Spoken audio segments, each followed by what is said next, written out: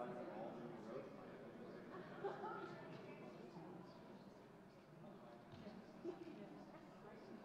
you go. There you go. Good, good. Although I'm not sure, you're probably first on this. I am second. So, and then I'm going to hopefully get to yoga. That's my job. Right. Perfect. You're doing that one? Lovely. Mr. Mayor? I'm liking your spring color.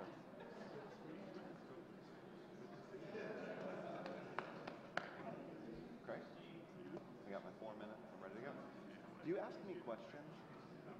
Yeah, they'll ask questions. Yeah, Oh, sure. You don't have, How much? you have as long as it takes. I just have a few updates for you. All right, that works. All right.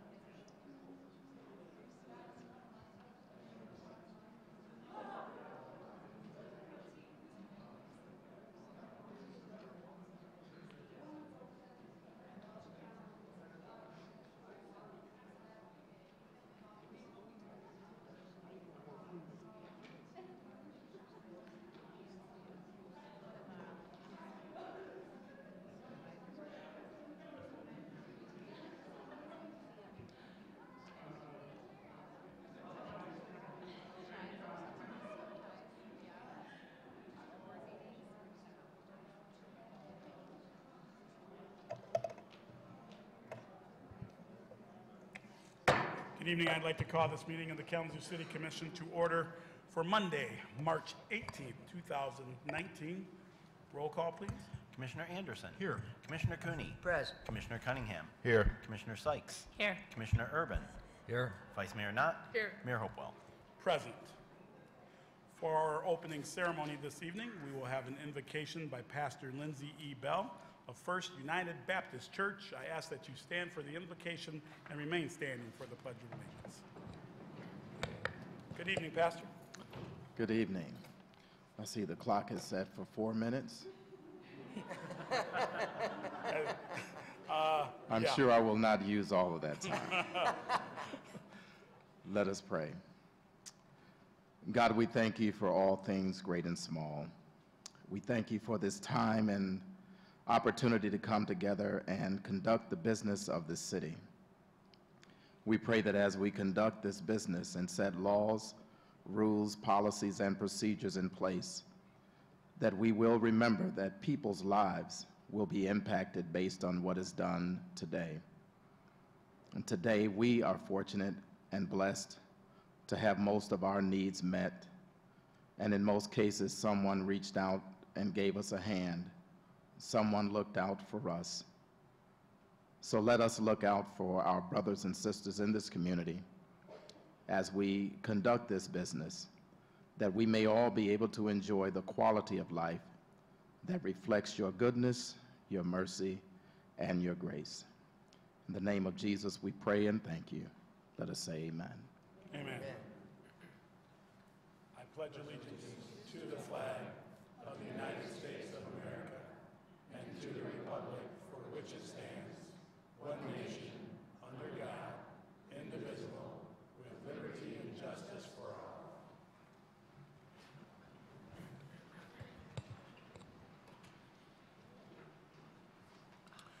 Well, good evening, everyone. Glad to have you all here. We are on item B3, introduction of guests.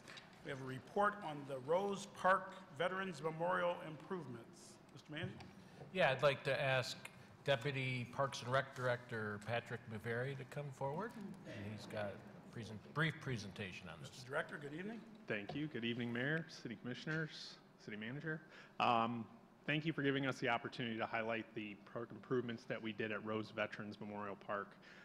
It was a collaborative effort that took around 16 months of planning and implementation, And I have two special guests with me this evening that played an integral role in that park project. I have Joanna Johnston from the Rotary Club of Kalamazoo Sunrise Chapter and Steve Carlisle from Whiteman and Associates. And what they're going to do is highlight what took place at the park and some of the improvements that were made. So I'd like to call up Joanna Johnston to give a little presentation. Good evening, and thank you for the honor to be here today representing Sunrise Rotary. It was a privilege working on this special project, and very, very much pleased with all the great things happening out at the park, but that couldn't happen without a great nonprofit, city, government, and private partnership. The Rose Park Veterans Memorial has been a long-standing commitment to our Sunrise Rotary Club. We had plenty and many volunteers who helped keep the Rotary Memorial bricks for the veterans in place, including Robert Cook, who passed away last year, a long-time Rotary member who painstakingly put the bricks in and maintained the park with plenty of volunteers. Thanking also the city parks folks for all their great work over the years maintaining that city park and working with us. But in essence, this particular project, the Rotary Club had a vision, and that was to make those bricks accessible in terms of locating them for visitors to the park, as well as those who potentially wanted to purchase bricks in the future. I just want to say how wonderful it was to work with the city parks as well as the city IT and GIS folks. They worked with us on this vision along with our partner Whiteman, our consulting firm on it. It's about a $15,000 investment in the park for this GIS locating system, with $5,000 of it coming from Whiteman and $11,000 from all of the bricks and all of the commitment that have been purchased over the years through Sunrise Rotary. So I just wanted to share, we just wanted to share what a great partnership it was to work on that project. I did put brochures at each one of your stations there for review, and we do have displays here. But again, commend the City Parks Department, City IT and GIS for working with us on this vision. As Patrick mentioned, it was over 16 months in the making, and we hope that folks here in the audience, as well as each of you, will take a look at the website, with City Parks, locatemybrick.com, and you can take a look at it and locate all of the bricks that are out there today and hopefully in the future as they're purchased. And then, of course, now working with City Parks to maintain the bricks and put new bricks in as they are purchased. So, again, just a very positive thing. It was a great partnership. And with that, I'll turn it over to Whiteman to talk a little bit more about the technical details. Steve? Good evening, sir. Good evening. Thank you for having us here again. Thank you, Joanna. I was going to be joined here with by Gary Hahn and Ryan Miller from our office. They both have the flu, so I apologize. I'll have to cover for them. I'm Steve Carlisle from Whiteman's, Director of Engineering out of our Benton Harbor office. Joanna mentioned some of the concerns with the existing park, difficulty locating the bricks. Obviously, all the years of volunteer service and whatnot have made it very difficult to manage all that information, unaware of the capacity within the memorial. As you can see, probably from some of the imagery, some of the units are getting close to full, especially the Army area, and not knowing what those capacities are made it a challenge. Out-of-date kiosks, so the information on site wasn't updated regularly, so that was a challenge for us. And then ongoing management of bricks, really developing a process that the city could manage this ongoing so that we could get those bricks installed and located accurately.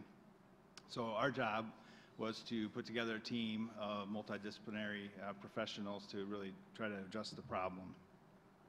During our initial brainstorming session, we determined that the high-definition laser scanning technology would be best fit for this. And I've got a couple boards up here. I know it's really difficult for you to show or to see it from your position, but some of those images, the bottom right one, kind of in the center there, right above our logo, that's actually a scanned image from our high-definition laser scanner. That device picks up 1 million points per second.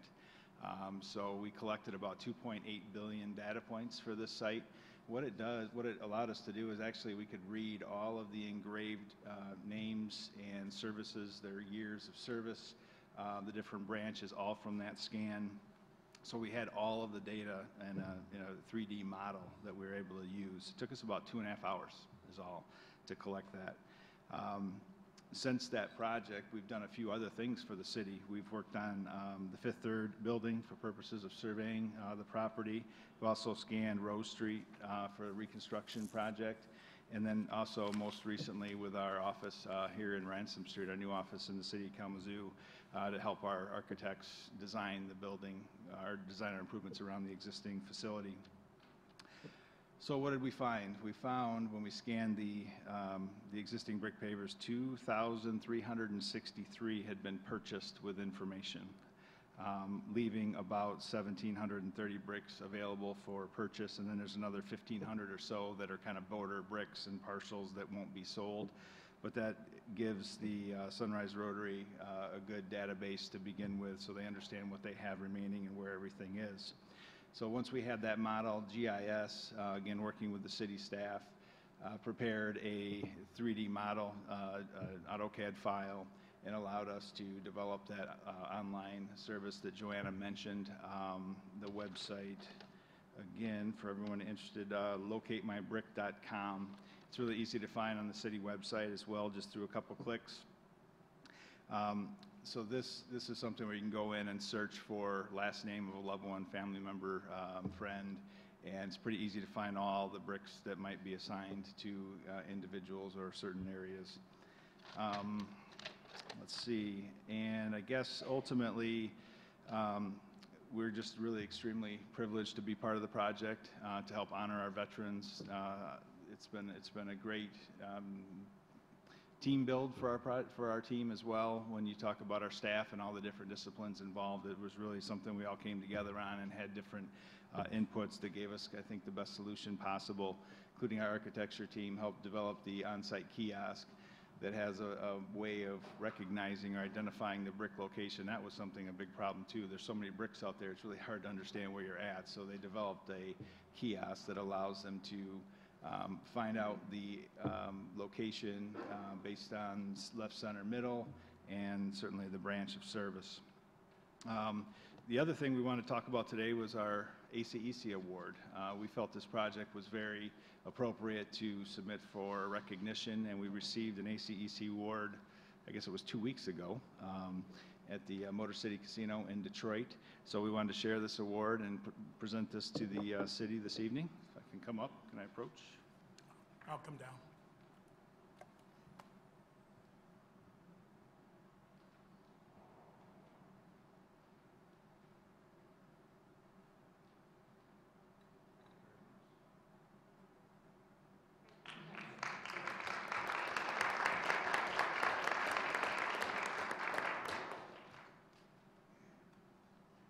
So that's a surveying award of merit through ACEC. So that was one of 3 awards given out in that particular category. So it's something we were recognized for.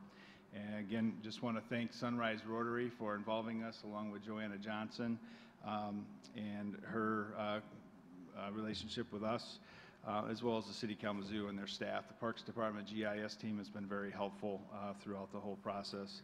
Also want to give a quick shout out to Arcadia Brewing. They actually host the printed directory for the kiosk out there. So if somebody doesn't have that information, they can visit their facility to get that. And I think that's really important to upgrade as well. Thanks again for everything. I don't know if the city has any questions for us. Questions, commissioners?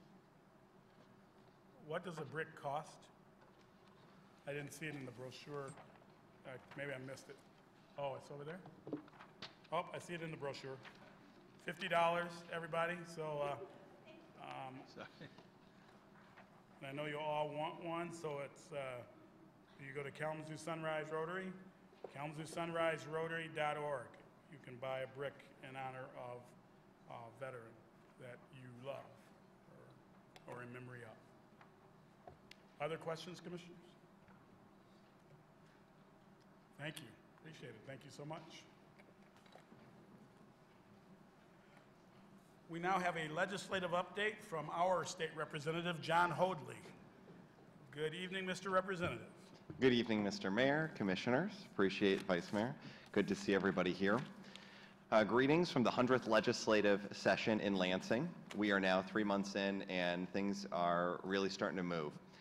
So a couple of updates.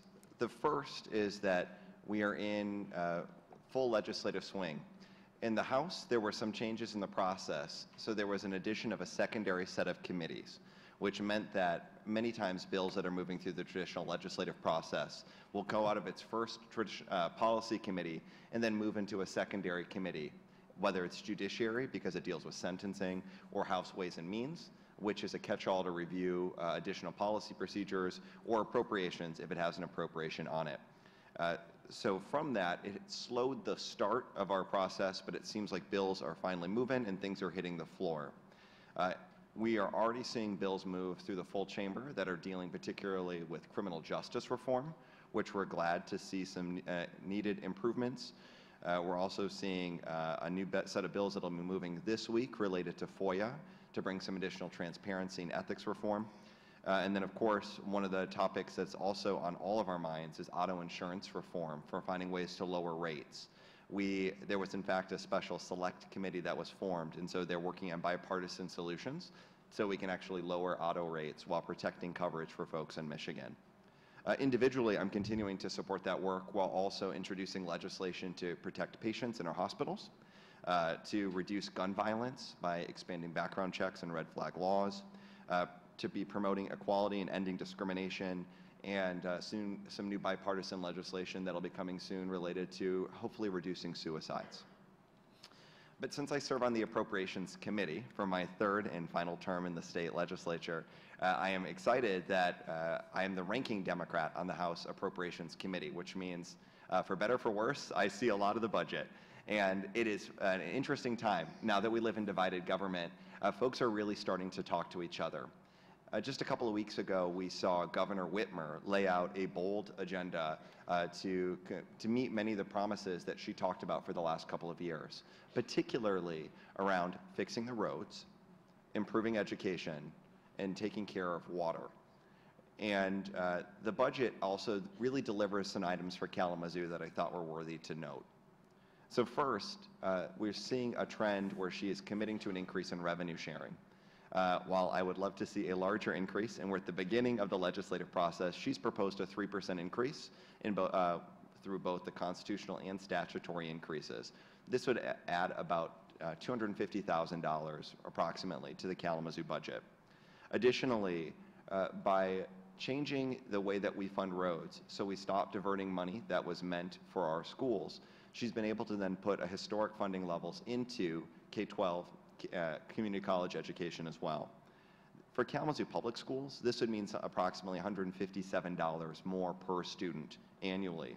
In addition to the fact that she's going to make she would propose a significant increase to special education funding, at-risk funding, and career and technical education funding. So we really are seeing a significant investment in our students. Through the road funding, which is a topic that everybody is talking about right now, and before I talk about our Kalamazoo numbers, I want to say this. We know the scope of the road funding problem. By most estimates, it's between $2.2 and $2.8 billion annually needed to fix our roads and bridges so 90% of our roads are up to good or fair condition. On average, about $2.5 billion a year extra. And by the way, I will note other states are doubling down. So places like Alabama are increasing their gas taxes. Places like Ohio, which have toll roads, are increasing their gas taxes. Because if we want to be competitive, we have to invest in ourselves. So other people want to invest in us too. Now, I'm not saying that we have to take everything in the governor's proposal, but if we're not talking seriously about $2.5 billion, then we're having a disservice and being dishonest about the conversation and the scope of the problem. But that said, if we were to just adopt the governor's plan for Kalamazoo, in new funding, that would probably mean another $1.1 million in fiscal year 20 for our roads here in Kalamazoo. It might mean an extra $2.5 million for fiscal year 21. And those are roads that are feeding into our major and minor arterials. This is about roads and bridges, and of course, our state and federal highways. So we're talking about some significant new funding, which hopefully then can free up additional investment to take care of our side streets and our neighborhoods, because we know that they're hurting too. Finally, water is so important for us in our community. We know what it's like to be touched by both the PFAS crisis. We know that we have dealt with lead issues, and we know that we have an aging infrastructure. So the governor has put a down payment in her budget that would look at water infrastructure. So we're talking about significant levels of funding for the Drinking Water Revolving Fund, lead service replacement, PFAS mitigation, and asset management plans. So we can both deal with the first part of the process and plan to get ahead. I will note that there is a lot more that we could be talking about, and I hope to be visiting more frequently as we move forward. Of course, I invite anyone that has additional questions in the community. I do a regularly scheduled coffee hour. My next one is coming up on Friday at 3:30 at Bright Eyes Brewing Company at 1156 South Burdick Street. And so, of course, I invite the public is welcome to attend. We'll make sure that we're buying the coffee so it is free of charge. And the last thing I would note is please make sure you mark your calendars. The 5th annual block party on the 300 block of North Burdick Street is planned for the first Friday in May. That's May 3rd from 5 to 7 p.m. But I say all that, and I think we're going to have a fantastic 100th legislative session, and I'm happy to answer any questions from the commission. Commissioners? Really? They really want you to be able to get to yoga yet, I think. Could, Mr. Representative, just sometimes individuals say to me, we've got to stop begging from the state in regards to state shared revenue. And can you give us a Reader's Digest of what truly state shared revenue is? And I don't mean to put you on the spot. I would have normally told you, but I think you can do this without thinking twice. Because some folks forget what state shared revenue actually is. Absolutely. So there are two types of revenue sharing, so state shared revenue. There is constitutionally required revenue that comes largely through our sales tax and other issues, where money that comes into the state is constitutionally obligated to go back into our cities and villages. And so that money goes through a formula that then is sent back into our municipalities. And additionally, there is statutory revenue sharing. So this is money that is directed by law, but not by the Constitution, back into our local communities. What's interesting is that we've always relied on a mix. There was an agreement where many of our cities and other taxing entities gave up the ability for them to have significant local taxing authority and said that we'd create an agreement with the state. So the state deals with much of the taxing, with some exceptions, but with much of the taxing revenue, and then through a agreed upon statutory formula, reinvest that back into our communities. However, during the Great Recession, a lot of that revenue was cut, and it hasn't been replaced. There's been additional strains that have been placed on the general funds of the state that has then aggravated this frustration between the amount of money that we collect at the state level and what should be going back into our communities. In fact, for just a bit of context, the general fund of our state, so this is the money that we can spend on any purpose that we deem important in the state of Michigan, has been essentially $10.7 billion for the last 20 years. If the general fund dollars had just kept up with the rate of inflation, we'd be sitting at over $15 billion right now, which would be more than enough to fix the roads and can make a pretty healthy dent on the revenue that's owed to our cities and our villages, let alone townships and our counties. But there was a choice to stop doing tax at a level and a bushel of goods that would produce that type of revenue.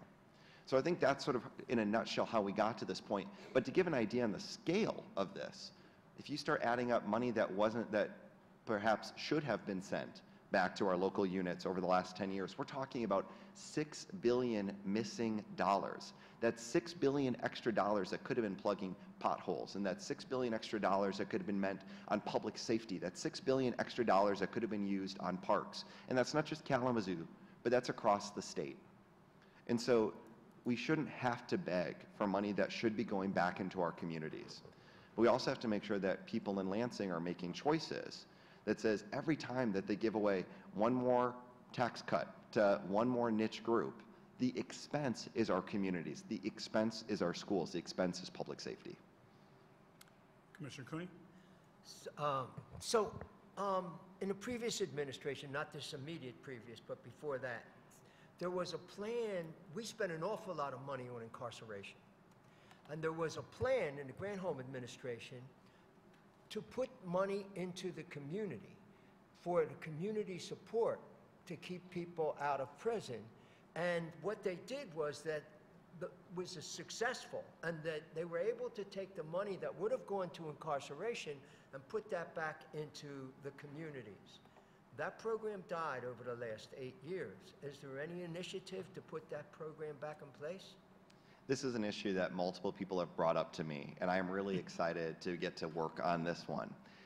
One thing that's great about changing administrations is that we can bring up old ideas that were working and hope they get a new audience, and that's exactly what's happening now. A number of issues I will note that were controversial in the 99th legislature seem to have pretty bipartisan and overwhelming support in the 100th legislative session. So hopefully there is a bit of a leaf that's turning on these type of issues. I'll note that a lot of the things that have been brought to my immediate attention, particularly in the Kalamazoo area related to criminal justice, have been about reentry for our returning citizens, Yes. better coordination of services, better coordination of those support dollars so they're having the highest impact and they're following our returning citizens home. And I'm excited to get to work on those issues. But the more that we can intervene further up the stream, so folks aren't coming into the criminal justice system, period, that's where I hope that we can spend our dollars. I'm excited that there's conversations about expanding our specialty courts to try to divert folks from entering that system. Excited for more support and training for our police officers and public safety professionals to hopefully then have better relationships in our community. And then of course work in our schools to make sure that we're not setting people up to a pathway where they're going to be interacting with the criminal justice system as opposed to getting the highest quality education. Other questions? So Commissioner, on that question of reentry, the representative and I did have a conversation a while back, and I've been talking with the governor about it, and I have a meeting with the lieutenant governor tomorrow in Lansing with the urban core mayors, and that is one of the bullets on our agenda along with a number of others. So I think we saw some changes with some criminal justice reform, maybe a little bit last Congress, or excuse me, legislature session, and we anticipate there's going to be more now. You already mentioned some of it, so yeah, this is one of those advocacy opportunities that I think will have a stronger voice to be able to at least put it on the table and have people take it more serious than they have. And just for the audience, we didn't set him up with questions. These questions came out of nowhere, so that just tells you how much he knows what's going on in Lansing. And my last comment will be the reason I asked him to talk about state shared revenue is making sure you understand that these are your dollars that are supposed to come back to your city. This isn't us dipping into somebody else's pot. We're just asking our money back. So if I give you $100 and have you hang on to it for me, and you say, okay, yeah, it's going to cost you a nickel to get it back, okay. But if I give you $100 and you say, well, it's going to cost you 25 cents, and by the way, we're going to determine whether you get it back or not. Oh, and by the way, we took some of that, another 25 cents, and used it over here, so here's your 50 cents back. That's a different sort of scenario. So I just want people to understand, nobody's begging for anything. We're expecting a return of what is ours, clearly. Mr. Representative, thank you for all the work you're doing in Lansing, and thank you for being here tonight with us. Thank you, Mr. Mayor. Thank you, Commissioners. No. We love him, but that's okay. He knows it. All right. We are at the adoption of the formal agenda. Commissioners, are there any changes? Hearing none from the commission. Anyone in the audience wanting to speak on items under F, that's the consent agenda, that item will need to be moved to the regular agenda. If you have such an item, please indicate at this time. Ma'am?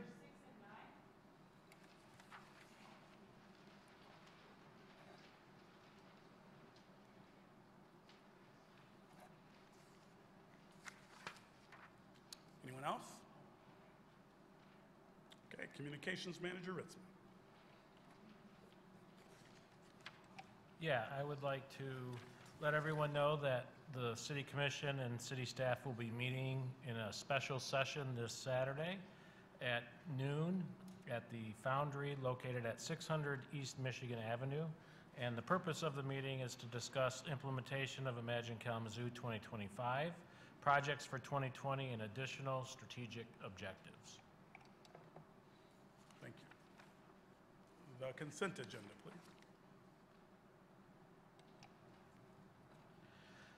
First, we have the approval of a sole source purchase of HydroStop line tap valve insertion machine from HydroStop in the amount of $153,177. Next is the approval of a one-year contract extension with Republic Services of West Michigan for the rental, placement, and removal of roll-off containers and disposal of all street sweeping materials deposited in those containers in the amount of $210,240. Next is the approval of a one-year contract with Safe Built Michigan LLC to provide plumbing and mechanical inspection services for a not-to-exceed amount of $242,000. Next is the approval of a sole source contract with Ferguson Waterworks for the replacement of water meters in the amount of $413,377.40. Next is the approval of a change order for state-approved inspection services for February and March 2019 plumbing and mechanical inspections in the amount of $24,000. Next is the approval of a one-year contract extension to purchase powdered activated carbon from Omni Materials Incorporated in the amount of $1,023,000. Next is the adoption of a resolution adopting a final project plan for water system improvements and designating an authorized project representative. And next, we have the adoption of a notice of intent resolution for the issuance of 2019 capital improvement bonds in the amount not to exceed $11 million. And next is the adoption of a notice of intent resolution for the issuance of 2019 water system revenue bonds in an amount not to exceed $12 million. Next is the adoption of a notice of intent resolution for 2019 wastewater system revenue bonds in the amount not to exceed $10 million. And it is recommended that the City Commission nominate the following appointees and reappointment of sector representatives for the Foundation for Excellence Board of Directors, the appointment of Rachel Lomberg as a faith-based sector representative for a full 3-year term, the appointment of Charlene Taylor as a nonprofit sector representative to complete the unexpired term of Maya Henry, and the appointment of Sandra Calderon Huezo as the Edison representative for a full 3-year term, and the approval of the following appointments and reappointments to boards and commissioners, the appointment of Benjamin Bierlein to the Building Board of Appeals for a term expiring on March 31, 2022, the reappointment of Linda Brookbauer to the Building Board of Appeals for a term expiring on March 31, 2022, and the reappointment of Richard Emick to the same board for a term expiring on March 31, 2021, and the reappointment of Emily Parfett to the same board for a term expiring on March 31, 2021, and the reappointment of Linda Service to the same board for a term expiring on March 31, 2021, and the appointment of Andrew Valenti to the Building Board of Appeals for a term expiring on March 31, 2022, and the appointment of Reed Youngs to the Zoning Board of Appeals for a term expiring on March 31, 2022, and the appointment of Richard Skalski to the Zoning Board of Appeals for a term expiring on March 31, 2022, and finally, the approval of the minutes from the City Commission meeting on March 4, 2019. Thank you, Mr. Manager. Commissioners, the requested action is a motion to approve the consent agenda and authorize the city manager to sign all documents on behalf of the city. Is there a motion? So moved. Moved by Commissioner Sykes, support by Vice Mayor Knott. Roll call. Commissioner Cooney. Yes. Commissioner Cunningham. Yes. Commissioner Sykes. Yes. Commissioner Urban. Yes. Vice Mayor Knott. Yes. Mayor Hopewell. Yes. Commissioner Anderson. Yes. Thank you, Commissioners. Motion carried. Mr. Manager, the regular agenda, please.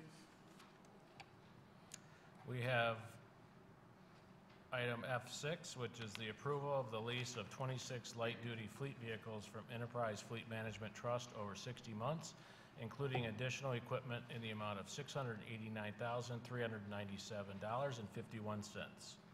Thank you. Anyone in the audience wanting to comment on this item, please step forward. You have 4 minutes. Give us your name and whether you live within the city. Good evening. Hello, I'm Angel Johnston, and yes, I live in the city. I'm a Vine neighborhood resident. I'm curious about this cost-benefit analysis that was done that was not contained in the packet here about this. I mean, that's a heck of a lot of money to spend on leased vehicles. Now, I can't imagine our city staff is so hard on vehicles that our best option is to lease them. Every financial expert you hear on TV or listen to on the radio is going to tell you a lease is a bad idea. And I'm very curious about this cost analysis and how it came up neutral. Can anyone tell me about that? We don't respond back, but we take your comment. Okay, so can you answer me this at least? Is there a method for a citizen to publicly have a question answered by the board? If the commissioners want to comment on it at the end, or if they ask for a staff to answer the question, they will. You still have 3 minutes remaining. Okay, I don't need 3 more minutes. What I'd really like is an answer, and what I'm trying to determine is how I can get one in the future. As I said, if the staff wants to comment, or if the commission wants to comment during their time or discussion on this item, they can, or they can ask a staff to come forward. Also, the staff members often speak to citizens after, but again, I'm not going to do this back and forth. Gotcha. You have 2 minutes. So the ultimate answer is there is no way to have a public answer to a question about an agenda item. Okay. Hearing no argument, I will take that as a yes, that there is no way for a citizen to have a public answer to a question. However, I'm getting a nod, so I will calm down a bit, but I'll tell you I'm very concerned about this amount of money on leased vehicles. So, thank you. That's the end of my time for this one. Are we going with the next agenda item as well? No, I need to see if others want to comment on this item. Anyone else wanting to comment on this item? Seeing no one, commissioners, the requested action is a motion to approve this item and authorize the city manager to sign all documents on behalf of the city. Is there a motion? So move. Moved by Commissioner Anderson, supported by Commissioner Urban. Director Baker, could you come up and talk about leased vehicles, please?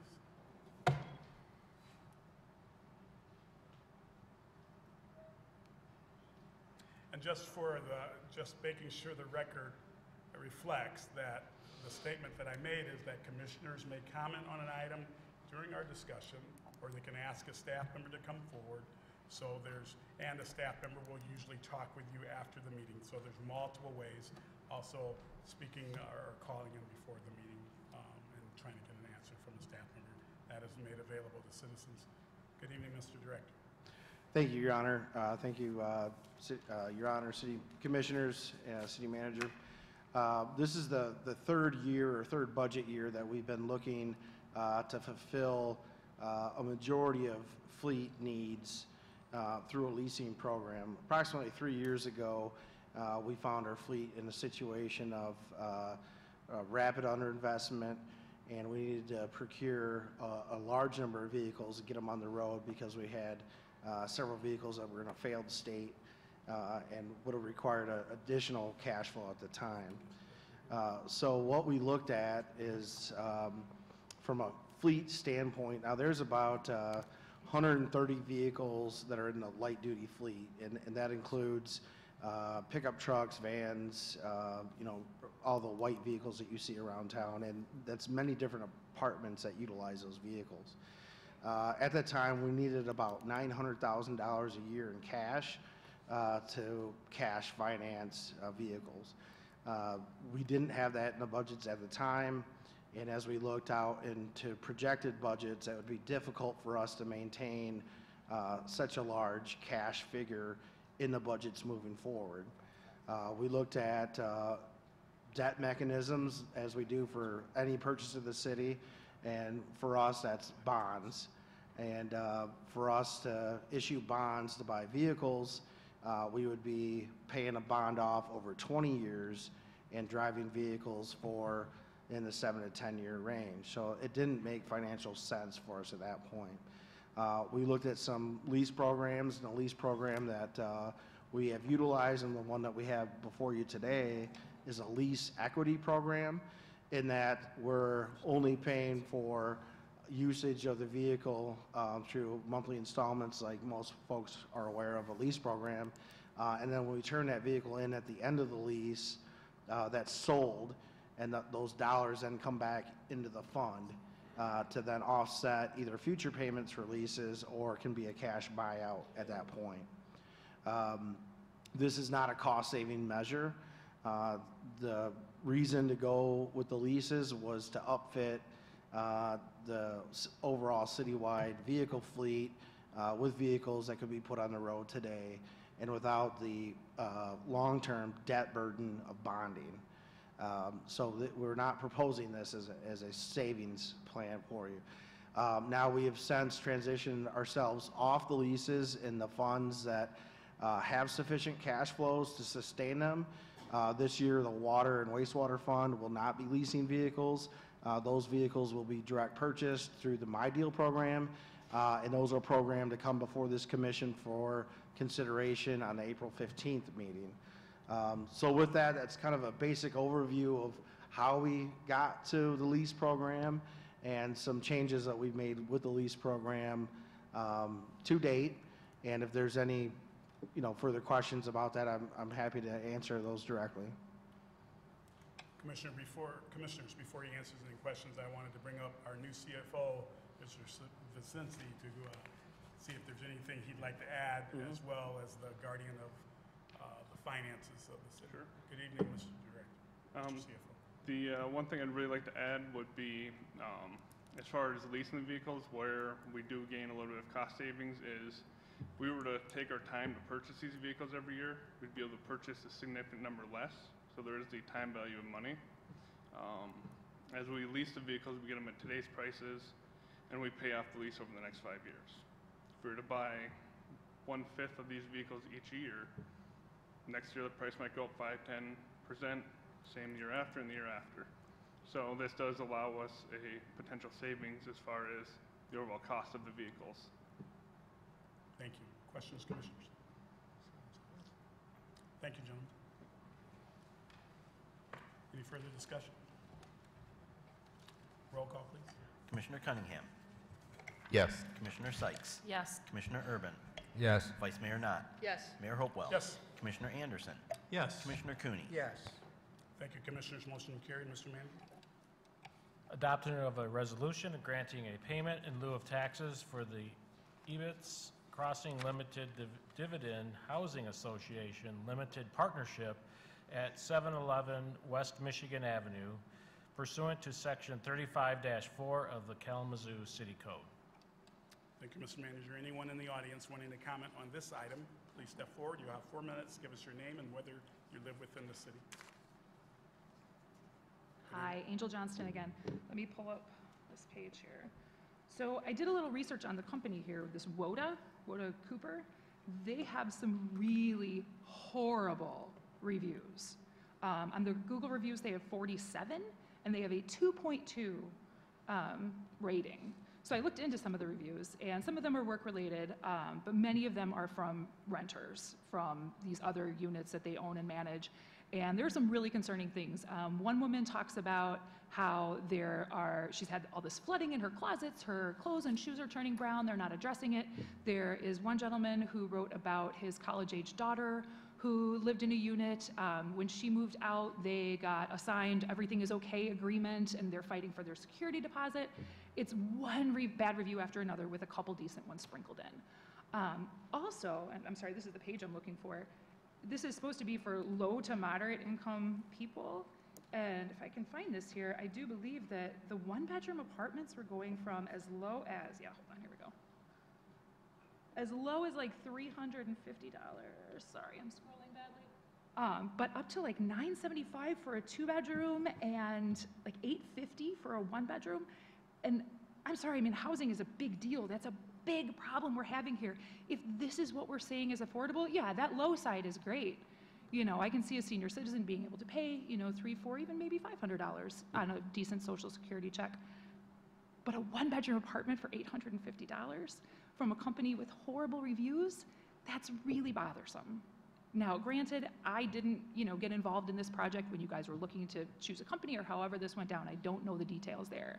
But I'm concerned that none of you even just Googled them and looked at their reviews, because I think those concerns might have been brought up before a citizen had to do it in her 4 minutes. So if this goes through, just understand that you're choosing a company that has really bad reviews that, to the best of my knowledge, hasn't been investigated by anybody here. If I'm mistaken, if you guys did look into this and I don't know about it, my apologies. But I can still say that, you know, $975 for a 2-bedroom apartment is ridiculous and is not going to help anybody in this city. Thank you.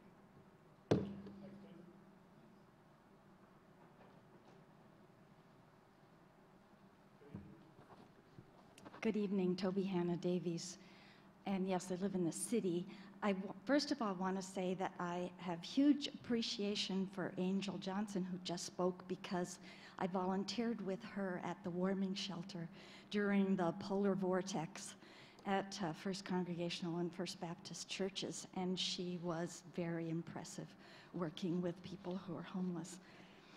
And I don't know anything about this company and the renters' reviews, but I do want to say that it is really best practice, really good for our city to have a mix of incomes in one project.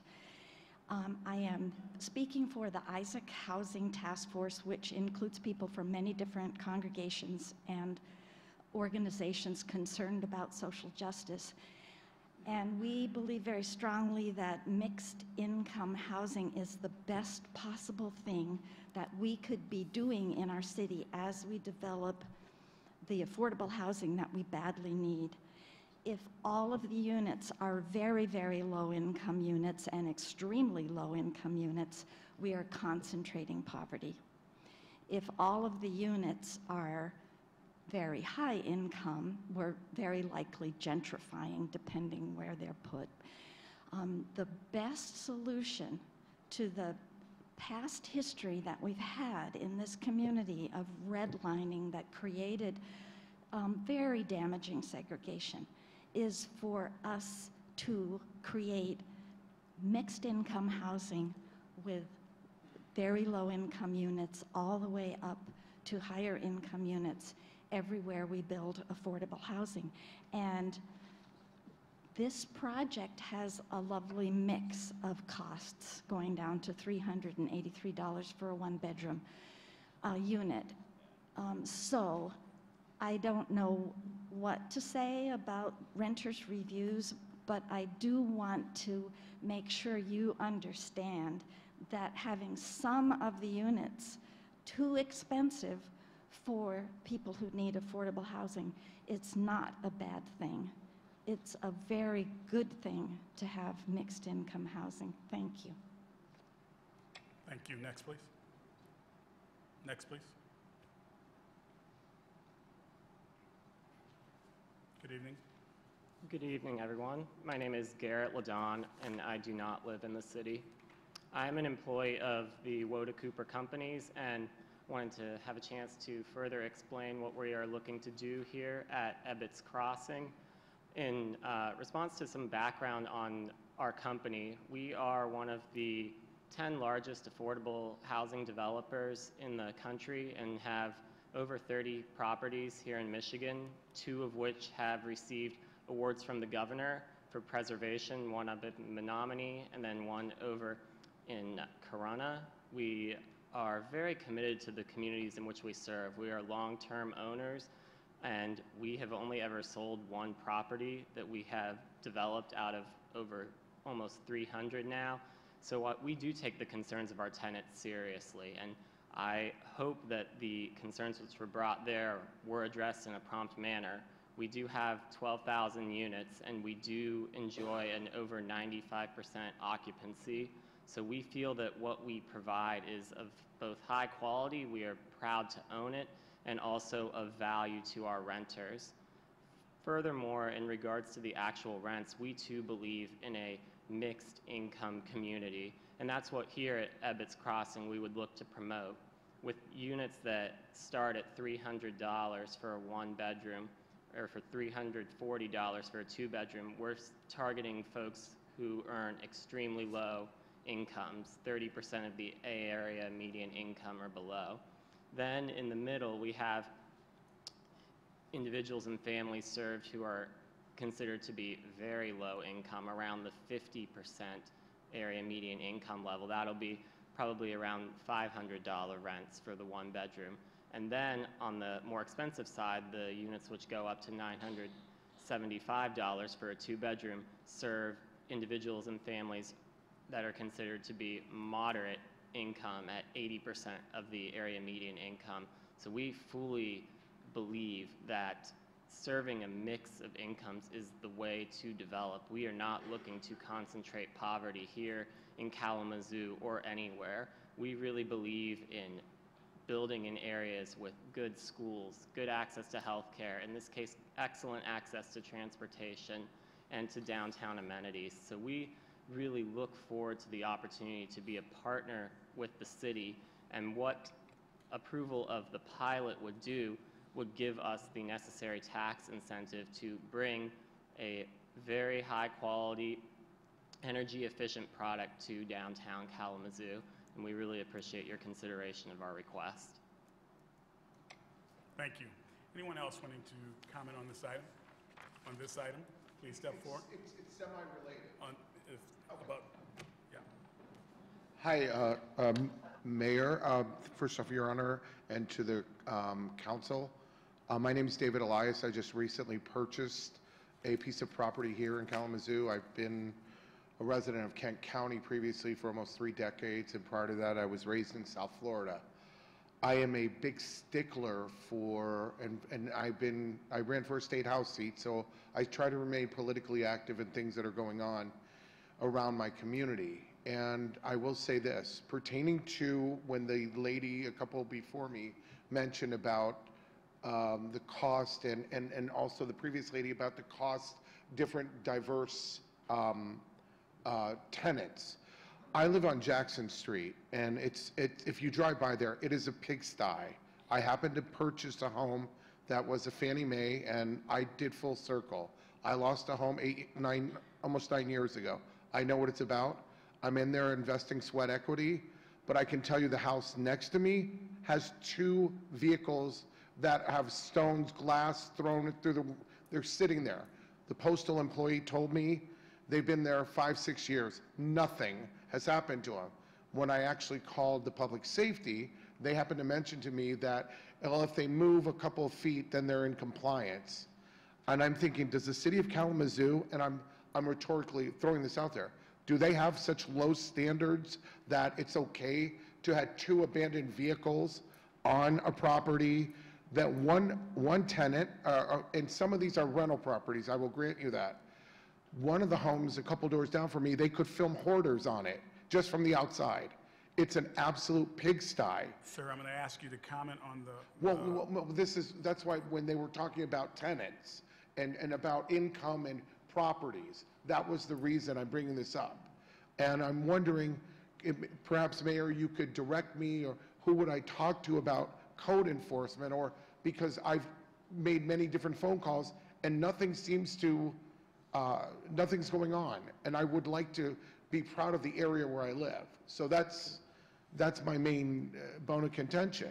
And I want to be proud. And if I turn it into a rental property, because I know there's a rental shortage, I would like to be able to make sure it's a nice facility, nice home to rent to somebody in the community as well.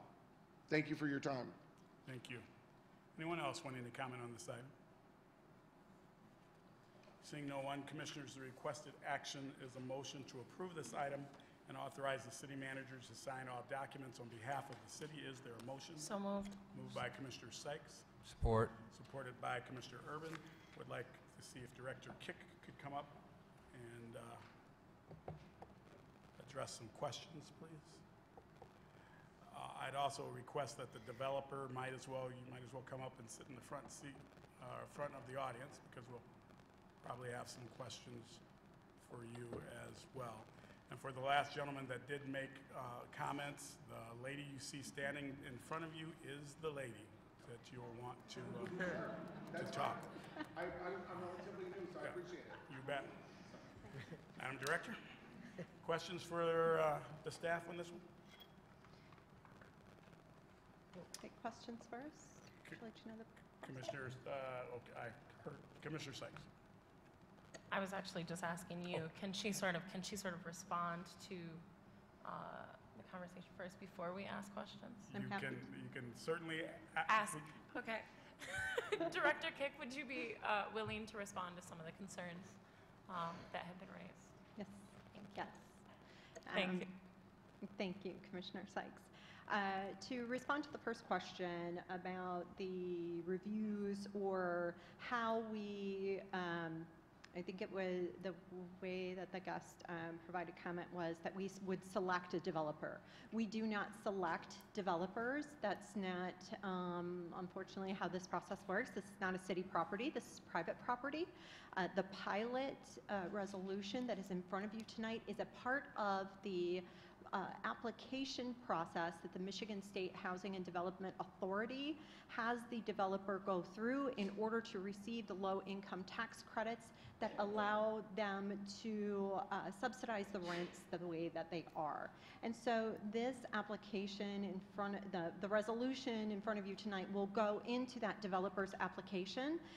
In the staff report, we already indicated that the developer had a resolution that was done last September for the October competitive round for low-income tax credits that was not successful. So the developer asked us if we would please do another resolution for them to be able to do the April 2019 tax credit application round. So the developer still may not get the tax credits, but because this is a high-scoring piece, document, and kind of our commitment to the developer that we want this type of housing development here, we do the resolution prior to the developer being awarded these tax credits. The Michigan State Housing Authority wants to know that the city is bought in to the project, wants to understand what the project is prior to issuing the resolution, and so that's why we do it in this order. We want to know what those rents are. We want to know what the project is. Commissioner Anderson? Well, I heard Commissioner Cooney. No, I'd rather wait a little bit. I need Okay. to get some more. Commissioner Urban?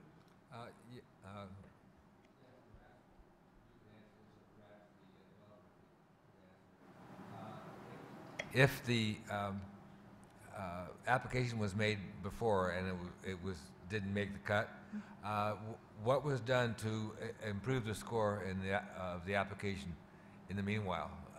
Or are we just taking pot luck on doing better in the competition? Do we have an answer on that? Yeah, it's his application. Yeah, and okay. So,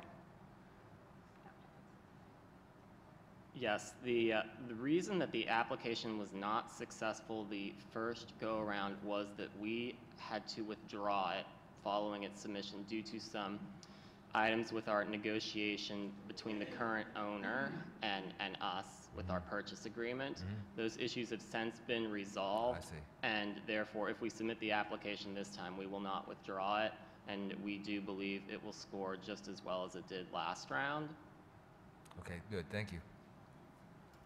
Commissioner Cooney? Thank you, Mr. Mayor. So I would just be interested in numbers, like how many units would there be? How many would be at 30%, 50%? Can you give me that information? Because we need affordable housing, unquestionably.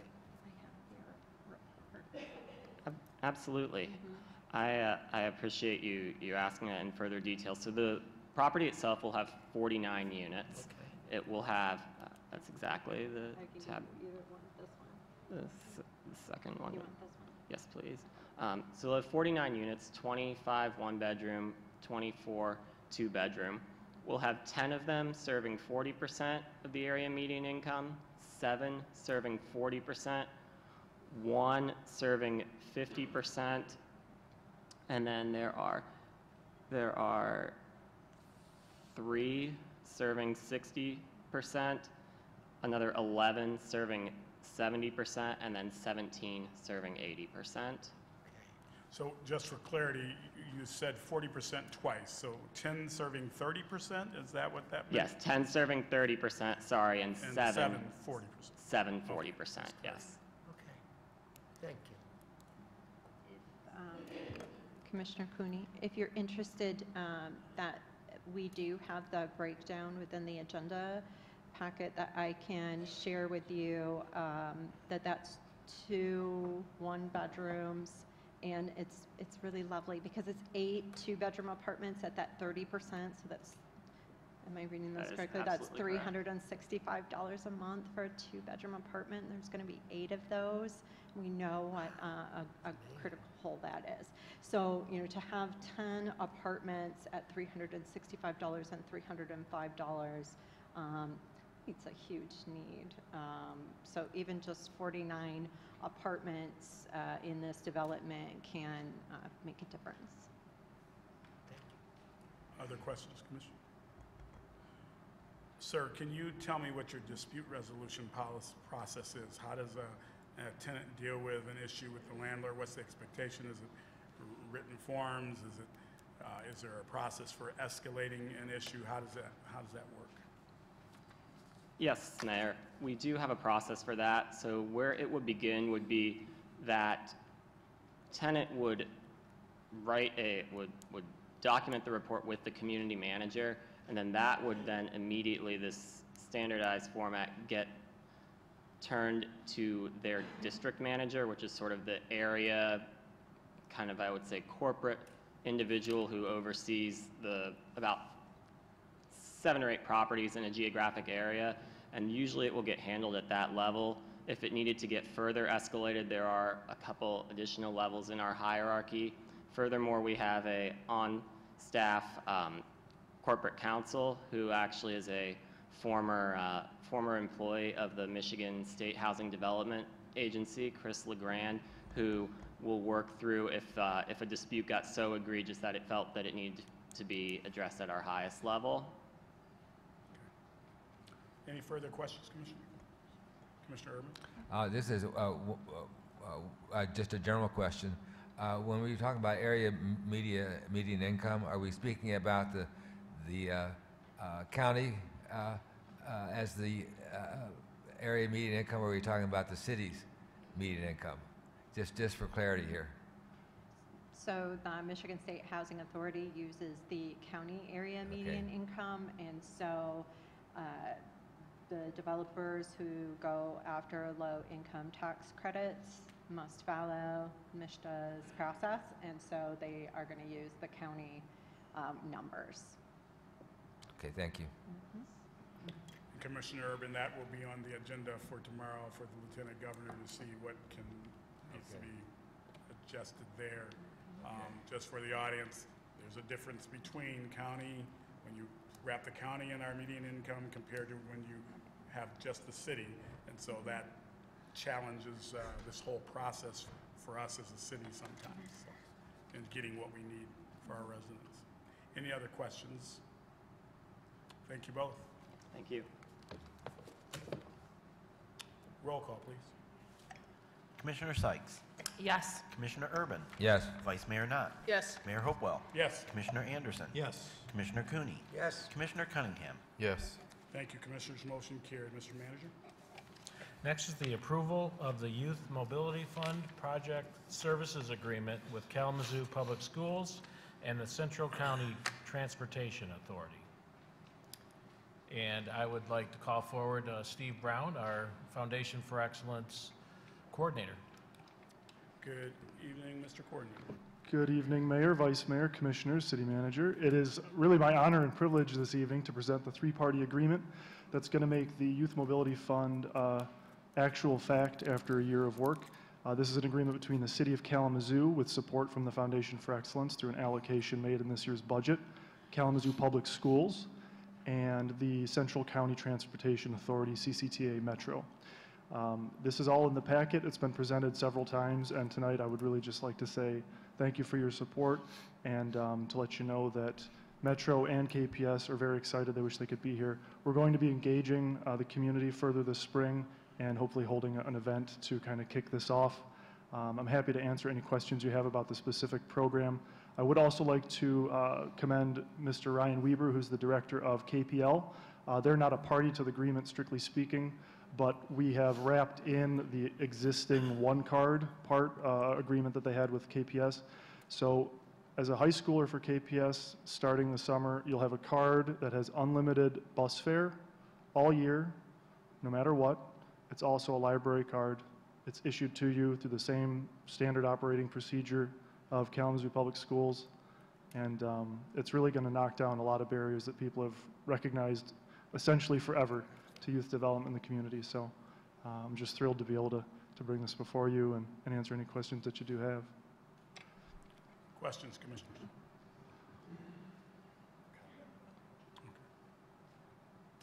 Thank you, sir. Thank you. Anyone in the audience wanting to comment on this item, please step forward. You'll have 4 minutes. Give us your name and whether you live within the city. Seeing no one, Commissioners, the requested action is a motion to approve and authorize the city manager to execute the agreement and all related documents. Is there a motion? So moved. Support. So I'm going to give it to Commissioner Anderson as the motion maker and Commissioner Cunningham as the support. We're in discussion. I'm going to dive in first. I'm very excited about this opportunity, especially as we experiment with this. We've never done this. Certainly some communities have done this sort of work and had removed the transportation barrier, but we know that for our young people, there is a challenge in getting to and from opportunities, from work, from all kinds of things that many of us that have children, well, I don't have children, many folks that have children that have means are able to remove this barrier different than using public transportation. In the city of Promise, this makes so much sense, and to be able to partner with Kalamazoo Public Schools and the Kalamazoo Public Library, this is true work that helps prosperity happen. This is true work that allows a young person to see what I call over the wall. It really does. And this is going to be one of the proudest things that I'm going to be most proud of when I'm no longer sitting here. Our young people are so important. I appreciate all the other stuff that's going on. I appreciate Bronson Park and buildings want to come down. People want to get neighborhoods here and there and what have you. This is our young people. This is a priority for me. This comes before all of that, in my opinion. Because this is what happens for a community when you have young people that have opportunities. And this is one of those folks that was in this situation where the Parks and Recreation program, thank God it existed, that guided me. My scouting guided me. This is so amazing, in my opinion, and has to be celebrated and has to be spoken strongly of because these are most important, our young people. We say it, we give it lip service in this country. Our young people are most important, and in the City of Promise, this is something we should have removed long ago. I am so happy we're doing it today. I wanted to make the motion, but he tells me I can never make a motion, which I think is wrong. And before I leave here, I'm making a motion. I don't care what he says. But I'm excited about this one tonight. So thank you, Mr. Brown. I know that you worked hard at this, and the team, the Shared Prosperity Organizing Committee was involved in advising. The Foundation for Excellence is supporting this. What a great, great action we get to take. So I am done. Commissioner Urban. Well, I'd just like to comment the participants in this tripartite agreement. At one time, the CCTA was Metro Transit, and the city owned it itself. In those days, about not that long ago, 4 or 5 years ago, the CCTA was a creature of the city. And we could have done that just by ourselves if we had the money. We didn't have the money then. Now we have the money, but we no longer own the bus line. That's a separate transportation authority. But in spite of the fact that we don't own them anymore, we have cooperation with another institution, another governmental entity, and the KPS as well. Anytime I see various jurisdictional boundaries being crossed and people stepping out of their own little fiefdoms and working for something that's good for the whole community, I want to call attention to. And so this is one of those examples, and I want to celebrate it. That's all. Thank you, Commissioner. Commissioner Anderson. I still think I would be faster on the draw on supporting the motion. So I'm not sure you'd get your shot. I wouldn't have called on you. So I'm going to reiterate here just a little bit, but I was afraid that this is one of those things that kind of seems like small potatoes, and you can just walk through it and not necessarily notice it. Obviously, that's not going to happen, but I was concerned that this can happen, because in some ways, maybe it doesn't seem like that big of a thing. Oh, okay, kids can ride the bus now. Okay, big deal. What's next? But it is a big deal, and I think for two significant reasons. One is, it may seem easy, but when you start working across agencies and trying to figure out all the little details of getting stuff done, I mean, just simple, even practical details between, well, who does your cards, and can you load stuff on it? How does all that work? I mean, things like this actually take a long time to work out and a lot of focused attention.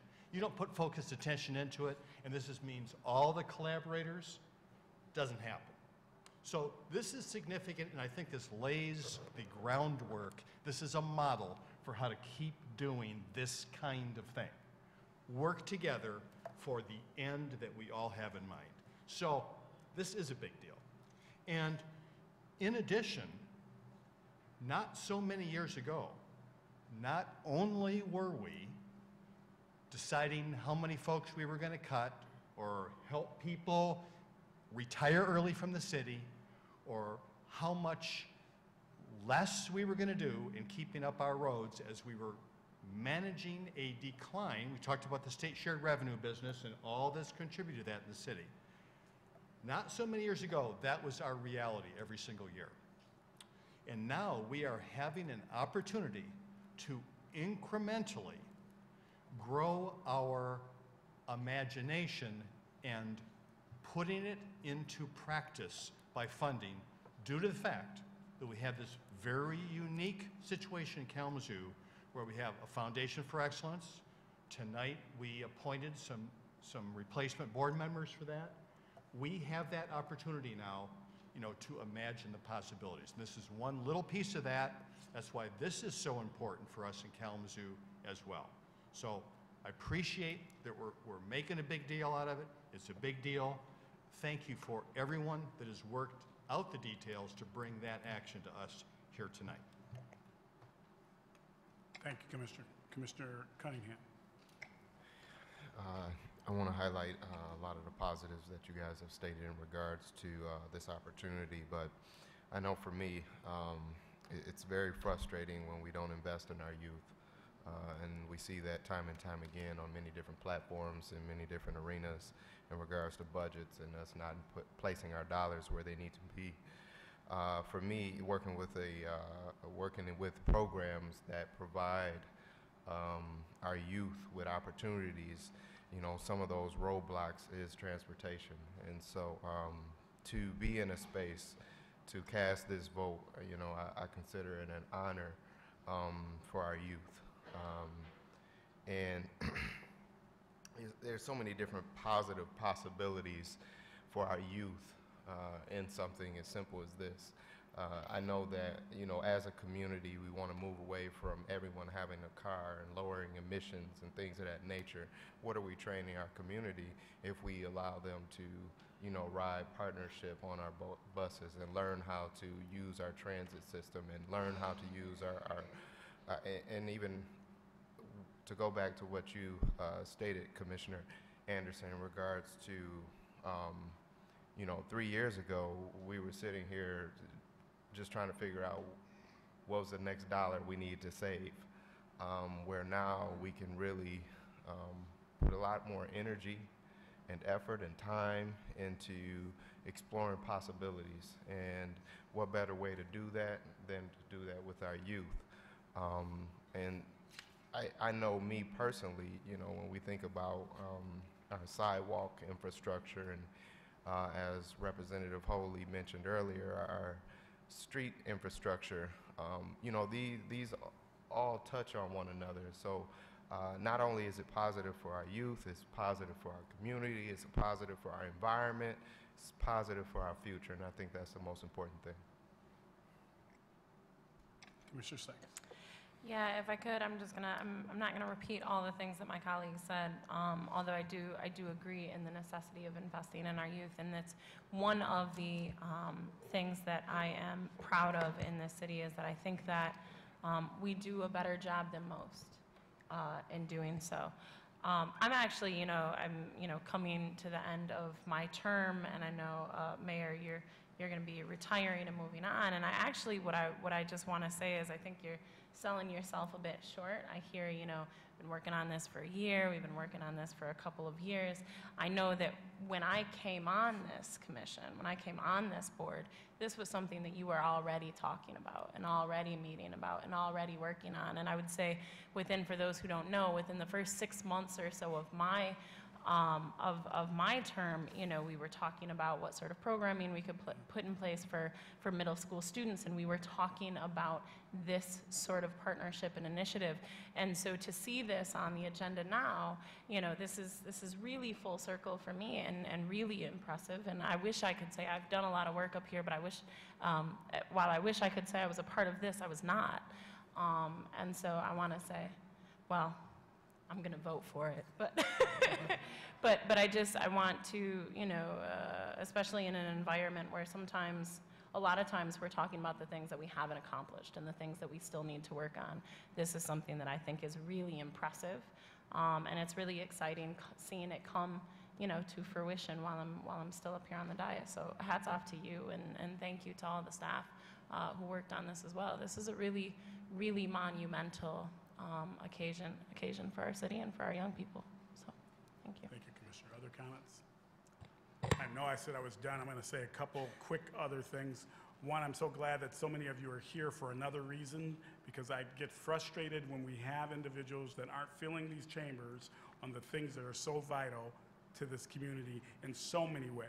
Not to say you're not here for a vital issue, but sometimes we're sitting here and there's very few people in the audience talking about a budget, talking about the amazing things that are going on, people that didn't participate in Imagine Kalamazoo, which this is part of that work, how we imagine that we want our city to be. In our youth area, goal area, this was there.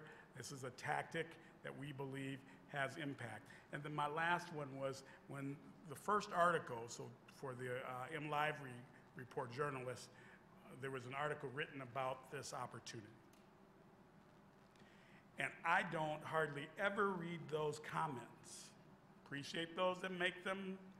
I'm not about that. I appreciate the comments on Facebook.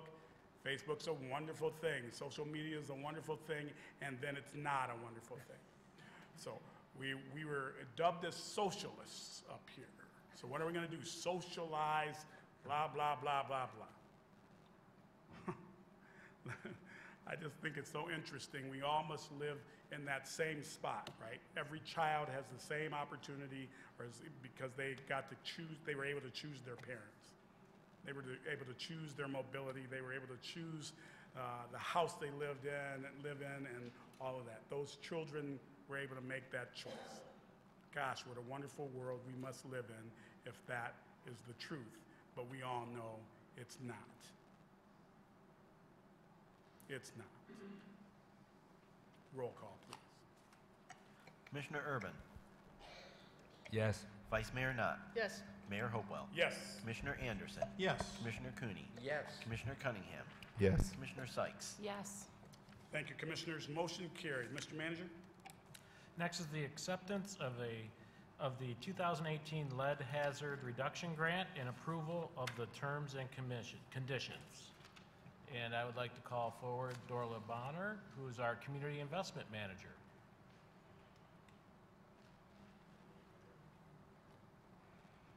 Madam Manager, good evening. Good evening, everyone. Now, better? Yes. So excited to be here to present this wonderful opportunity. Last September, October, City of Kalamazoo, myself and Matt Lager from KNHS embarked on a journey to apply for a lead hazard reduction grant, and we were awarded, and I'm very excited. The program goals are to increase the number of children under 6, to protect them from lead poisoning. Our target areas are where children are most at risk. We're going to use SAFE. These are the program goals from HUD. This grant is from Housing and Urban Development. Thank you. Have to remember that. We want to make sure that we ensure long-term safety of program building occupants, and we want to build the local capacity of trained, certified individuals to address lead poisoning. Good. Source of funds. We are receiving $1,994,122 from HUD.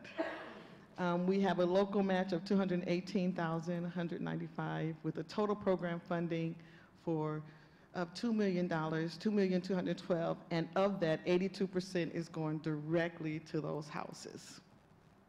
We were only required to do 65, but we made an effort to make sure we did more than that.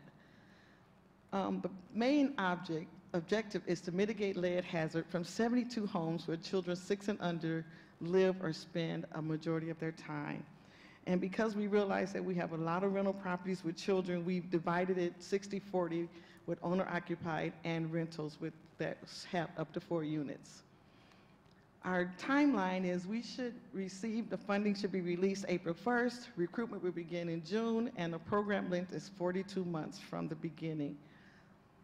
Our eligibility is all units must be available to renters at 80%, for rental units rather, 80 AMI or area median income or below. 50% of those must be very low at 50%. And all units must maintain those requirements for 3 years, which means that if they rent again, they have to rent to an income-eligible person. Owner-occupied owners must be at 80% median income or less, and at least 90% must have children as residents. And this is to keep people who babysit a lot or say they keep their kids sometime. We want to make sure that the children that are in those homes the majority of the time are safe. The City of Kalamazoo, we will provide the oversight and produce the required environmental reviews. Kalamazoo Neighborhood Housing Services, who are here tonight, raise your hand. Our major partner, I want to give a shout out to Matt Lager and Matt Mazarik. Would you folks stand up for us just so we can see you, please? Yay, Matt, that's good. I know there's other HR folks over there. Kalamazoo Neighborhood Housing. There we go. Kalamazoo County. Nice try, Beth. Here. But stand up so we can see you. This is the team. This is our dream team for lead hazard mitigation. But I want to thank Matt and Matt because this was quite an undertaking to even write this thing. And we've tried over the years to get it, and we were successful this year. We're very excited. One of the other things that's the end of my major presentation, but I do want to say that this is in line with all of our engagement from Imagine Kalamazoo, from our housing engagement. Lead mitigation was a constant thing that came up. We have an old community with old houses. We have higher levels of lead in some of our children testing than in some other in the state. We knew that this was important, which is why we've continued to try to do it. We are committed to making sure that our children are safe as part of shared prosperity, because once you are impacted with lead poisoning, it affects your ability to learn for the rest of your life. And so we are committed. This is a shared prosperity Kalamazoo initiative funded by Housing and Urban Development to remove lead in homes. Whew, got it right. That's my speech. Thank you. We are excited. I'm thanking you in advance because I know, are you going to say yes? And then I can send that to HUD and we can get to work. Thank you. Questions, commissioners? Commissioner You know, I was Anderson. getting ready to run. When would this start? April 1st, that is the draft date. We are still in negotiations with HUD over the specifics of our grant, but April 1st is the target date. Commissioner Cooney? Just a great program. We got so many of our houses that, especially in some of the older neighborhoods, where it's a huge issue, and this will make a very impressive dent in that. So thank you for your good work on all this. Welcome, thank you. Other questions? Thank you so much. Anyone in the audience wanting to comment on this item, please step forward. You will have 4 minutes. Give us your name and whether you live within the city.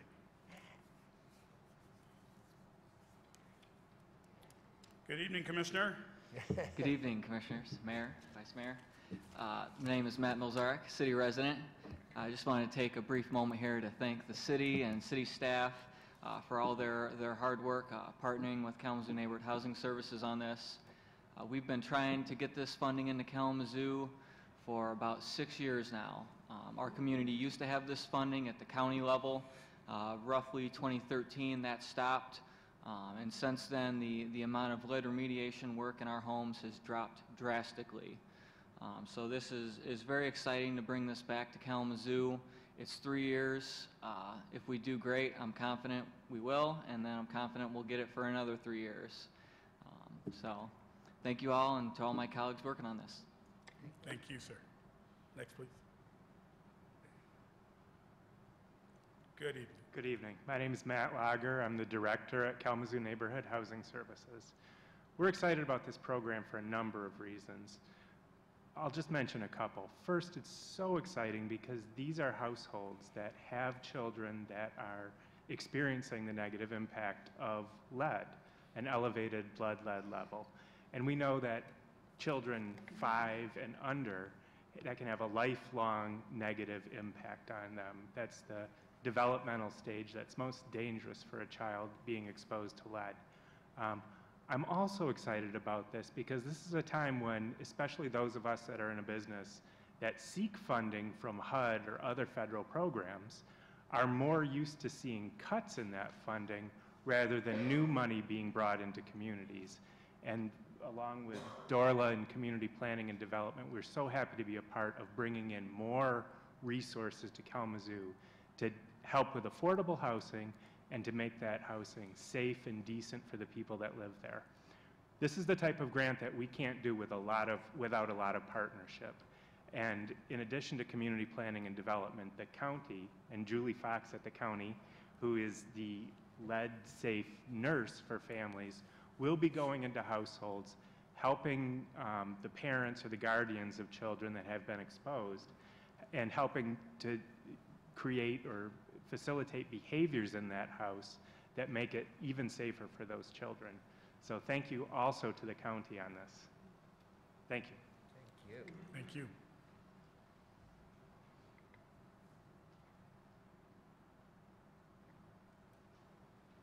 Oh. Anyone else? Sorry, I thought you were coming up. My apologies. Commissioners, the requested action is a motion to accept the grant and approve the terms and conditions. Is there a motion? So moved. Moved by Commissioner Sykes. Supported by Commissioner Cunningham. Is there discussion? My comments would be similar to the last comment. This is our kids again. Commissioner Sykes. Yeah, I just want to note one thing. So this goes back to, for folks who remember, there was a story done on our lead levels in our community back in, I want to say 2015. And it was not long, and I hope I've got the year right, and it was not long after, the story had broke about Flint and the lead levels in children in Flint. And we had a story that broke here in Kalamazoo that illustrated the fact that we have children in our community who are also struggling with lead levels at Flint levels or higher. There was a lot of talk at the time, well, what's wrong with our water? Well, are we going through, and we know that our water is safe. But what we also know is that it's our housing, it's in rental units, it's in low-income owner-occupied housing where our children are being poisoned by lead every day. And so I really, really appreciate, this is another one of those things that's really awesome to see come full circle a few years after that story broke. I'm really, really grateful to everybody who's worked on this. Love seeing a blast from a not so distant past in this work, and I'm really appreciative of this. I mean, this has huge implications on the entirety of our community, not just our young people, but the way that they're able to engage in school with their peers, the way that our entire community functions together as a whole. The health that will come from this initiative is really, really vitally important. And so I am grateful, and I'll shut up now so we can vote for it. Commissioner Urban? I just want to point out one thing when she was referring to lead problems in Flint. That was lead in the water. What we're dealing with here particularly is older houses and lead paint that is maybe 2 or 3 layers down, but still can chip off and create dust that everyone in the household is breathing. Children especially seem to be inclined to nibble on paint chips because lead paint actually has a sweet taste to it, slightly. So it's not just another contaminant out there. It actually is, you might say, an attractive nuisance to small children. So I just wanted to add that piece of information. That's all. Thank you. Any other? Roll call, please. Vice Mayor Knott. Yes.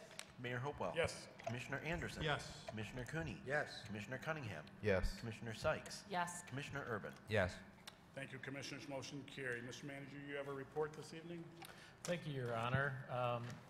This week happens to be the week that we transition from winter to spring, but we're also in the pothole season. So I thought it'd be appropriate for Public Services Director James Baker to come forward and just talk about what the city's planning on doing around the potholes and explain what all goes into that. Thank you, City Manager. Good evening, Mayor, City Commissioners.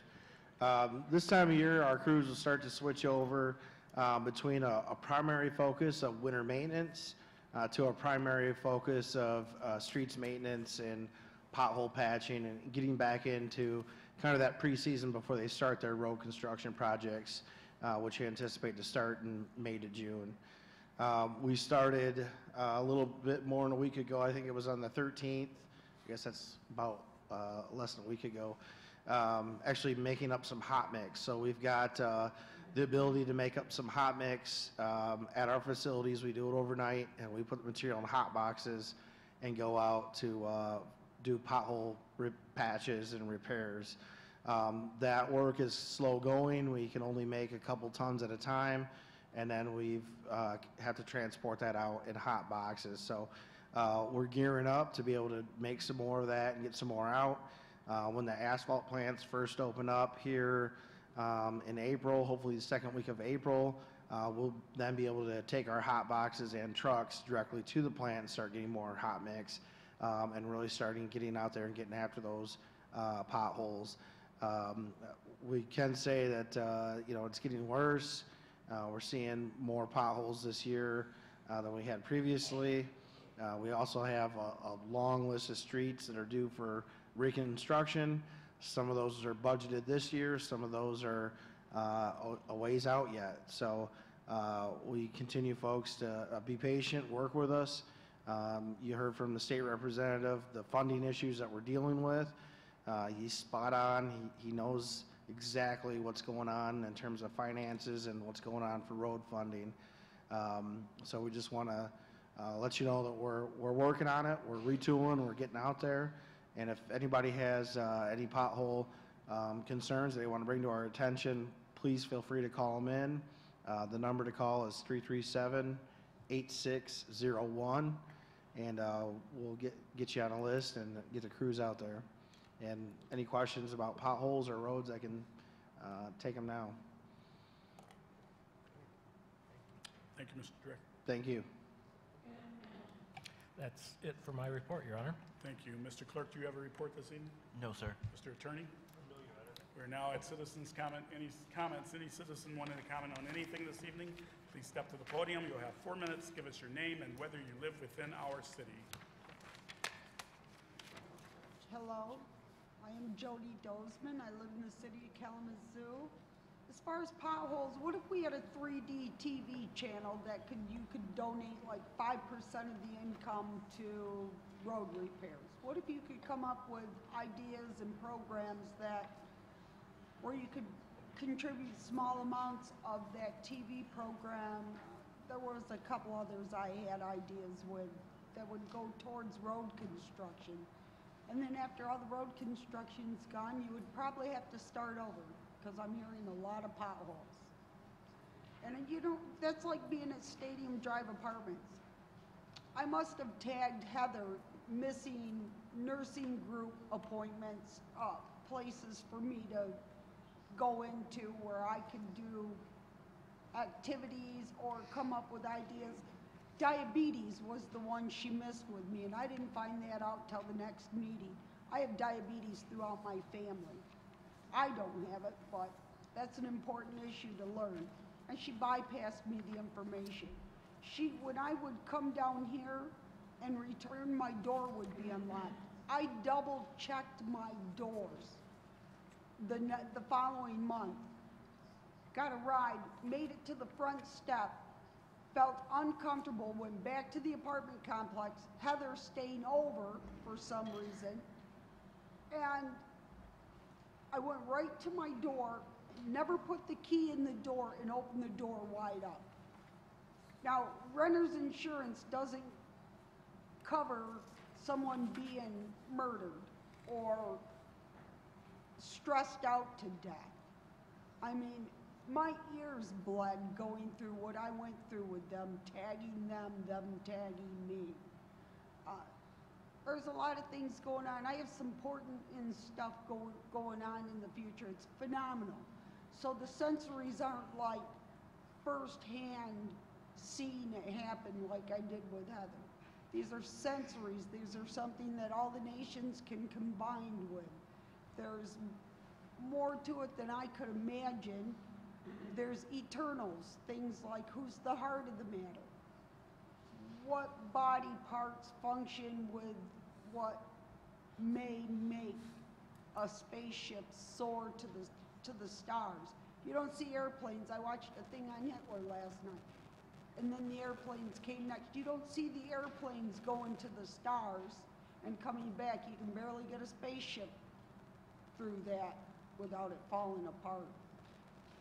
So there's a lot of it's phenomenal. It's something that at least could be written in children's storybooks if it's not a true essence of reality.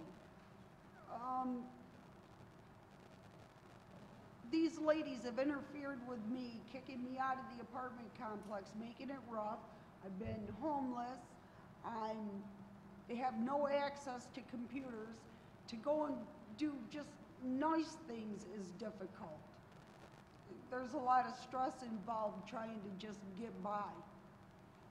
With that, I guess I'm just going to kind of let it float and see where it goes. The only thing I can do is say time is of the essence and wait and hope. Thank you. Thank you. Next, please.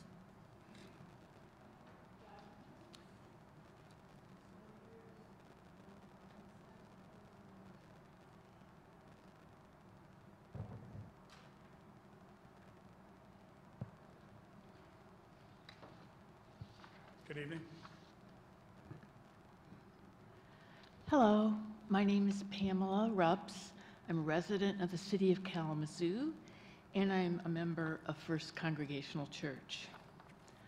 I'm here to strongly encourage you to move to halt the development of local historic districts in Bronson Park and Nazareth as soon as possible. I am extremely alarmed that the historic designation proposed by the Historic Preservation Commission was done in secret from both the religious institutions involved as well as the City Commission of Kalamazoo. Such secrecy should set off alarm bells. Why did the Historic Preservation Commission think it was necessary if what they propose is supposed to be for the public good? The excuse for this designation is to save old structures. The structure at 302 Academy, which is supposed to be so valuable, has been deteriorating for a couple of decades with no action from the Historic Commission. If this decrepit building is so significant, why was historic designation not declared 10 or 20 years ago? Why was this concern not brought up when First Congregational Church informed the Commission several years ago of our plans for construction and possible demolition of the church? The financial plight of the Sisters of St. Joseph and their buildings has been well documented in the Kalamazoo Gazette for decades and is common public knowledge.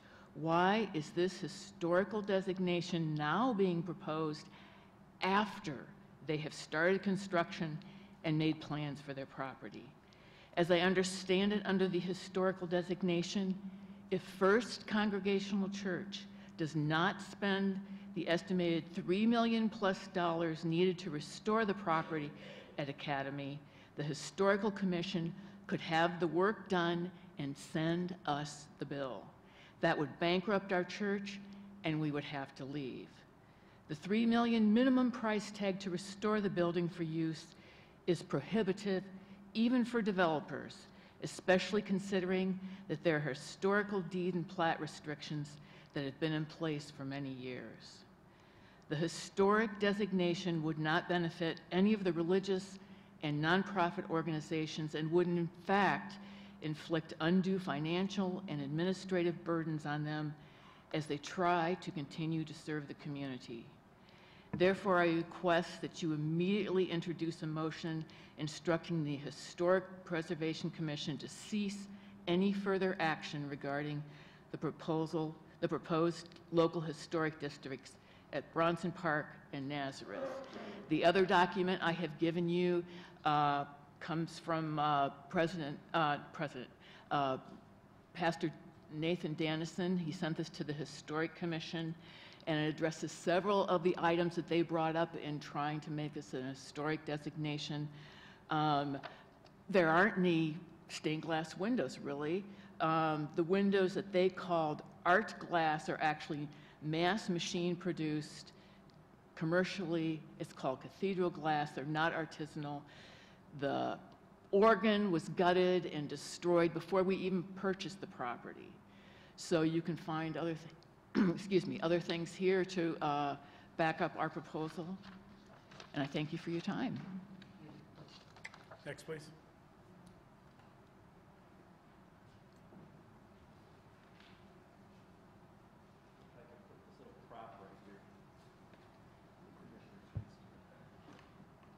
Good evening. Good evening, Mayor, Commissioners. My name is Roger Parzik. I reside at 121 Bulkley in the West Main Historic District, and I also own a building and a business in the Haymarket Historic District. And I'm here tonight to lobby on behalf of the two proposed historic districts, Bronson Park and Nazareth. I think we can all agree that the local historic district we have already established have been good for our city. Not only have they helped maintain our city's historic character, but they've also been good for economic development. Without the protection of our historic districts, our city's character might look very different today. I brought my little prop here to show you an aerial photograph that was taken in 1940, and there are a number of yellow dots on there, and I stopped at 180 of the yellow dots because I was getting tired of putting them on there. And those indicate all the buildings that have been lost over the last 80 years, either to fire or in most cases demolition, simply because no one had a use for them at the time. And these are just a fraction of all the buildings that have been demolished in the past 80 years. They represent not just the loss of the fabric and character of our city, but its economic potential as well. It's a loss of our tax base. Just think of the enormous potential if we had many of the larger old industrial warehouses or other industrial buildings today, but we don't. We've made tremendous strides in recent years in reusing our older buildings, like the Rose Street Market, the 100 block, the Haymarket area, or many of the buildings on the mall. That's why it's so shocking that today we are faced with this major assault on the crown jewel of our downtown, Bronson Park. Who would have thought 5-10 years ago that we would be looking at the potential loss of two major historic churches, the First Reformed and now the Christian Science Church, in addition to the loss of the historic Iannelli Fountain? It's unthinkable. The photos I've supplied you with are buildings in question around Bronson Park. These around Bronson Park, plus a significant Sisters of St. Joseph's Mother House, and although I don't have a photo of the Nazareth dorm, I've included a photo of the historic fireplace that's inside that building. These are not just your run-of-the-mill old buildings, nor are they in such bad shape that they can't be rehabbed. What does it say about our society and our community that we would allow the destruction of these fine historic pieces of architecture? They are to be replaced by an unnecessary fake nature playscape, an unnecessary sculpture garden, and in the case of the Nazareth properties, vacant land. And where will it end with Bronson Park? If we do not move to protect these buildings today, what happens when and if another church decides to move? What kind of a city do we want to leave our children and our children's children? The decision you make in the next few months is not just about the short-term desires of the critics of the historic districts. It's about taking the long-term view of how to best leave a beautiful, livable city to our children. And you have the ability, I should say a duty, to set a course that preserves what is best about our city and its character. I urge you to support the creation of these two local historic districts, and by doing so, ensure a lasting and enduring legacy we can leave to our children and future generations. Thank you. Thank you.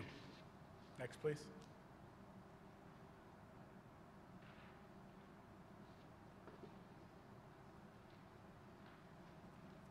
Good evening. Good evening. My name is Nelson Nave. I live at 610 West South Street. I live in the historic district, the South Street Historic District. I work in the Haymarket Historic District. I own a house and building in historic districts since 1994. I own and work three businesses in the historic district. Never has the historic district given me a problem. I'm going to read some of the benefits of creating local historic districts as a planning tool. Local historic districts encourage better quality design. Better design equals a greater sense of cohesiveness, more innovative use of materials, and greater public appeal. Local districts help the environment. They encourage communities to retain and use existing resources and reduces the need for cars, reduces pollution, congestion, and landfill waste. They are a valuable, sustainable community strategy. Local districts are energy efficient.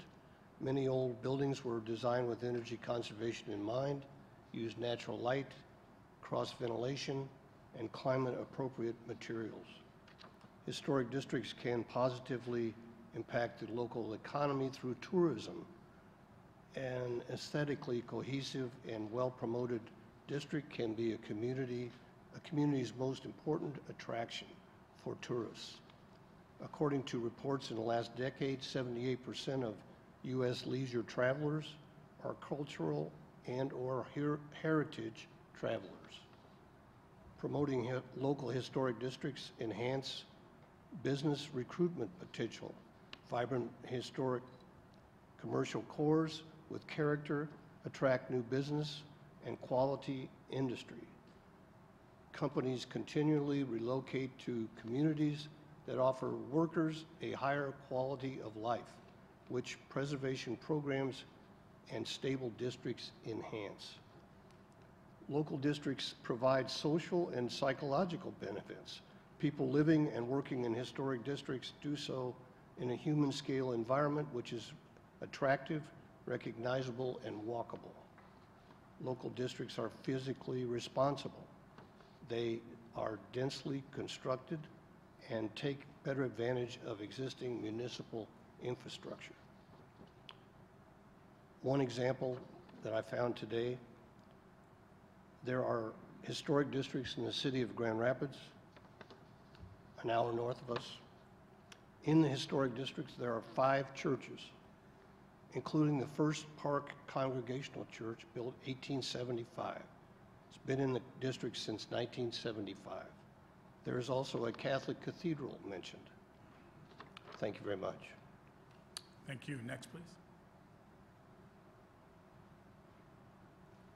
Good evening. Hi, my name is Patricia Hirsch, and I live at 610 West South Street in a historic district, the South Street District. I own property on the Kalamazoo Mall, and I've been there for 37 years, so I have a little experience with downtown Kalamazoo and its surrounding area. And I also own property in the Haymarket District as well. I'm here because I was concerned about this property 3 years ago, and I started talking to people about going and looking at it. And the people I sent first one developer, and they came back and didn't want to even talk about it. And so the next time I found a developer, I sent them. I felt that it should be developed as a hall, something that could use the park as its front yard for weddings and things like that. I thought it would be a good dual purpose. My worry was liquor licenses, but when I called, they told me there was no problem. There could be liquor licenses in the building. It had to be, wouldn't be like a bar. It would be a controlled thing with meetings, weddings, and there would be numbers because of the size of the building of how many could be there.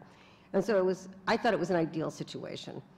And so the second time when I sent someone, I tried to get some information on this building and what could be done.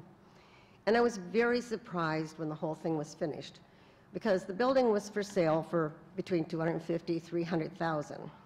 But when you go to talk to the church about it, and get me straight here, I think that First Congregational Church is one of the best churches in town. And this comes from a Catholic, but I've seen what they've done for years for the poor and for the people who don't have what many of us have. So I appreciate what the parishioners have done and what they've done, but I think there's some doublespeak going on about this building. First off, I think you all remember when the Kalamazoo Gazette had a picture in the paper, it was a picture in the paper showing the building as the school next to the church as the building to be torn down. So the public didn't get a notice of what was happening. But then when you go talk to them, it was the church and the school, and they already had an estimate of $800,000 to $1 million to tear down the school. You had to take the school and the building, you had to tear down the building, then deed back 30 feet of what you bought to the church so they could get their vehicles in to fix the side of the church, which I understand totally. But you're already $1.5 million into a project and giving property back before you can even start to renovate the church, which the church bought within the last 10 years. And I'm not saying they neglected it, but they bought it neglected, and they didn't continue to do anything about maintenance in any big way.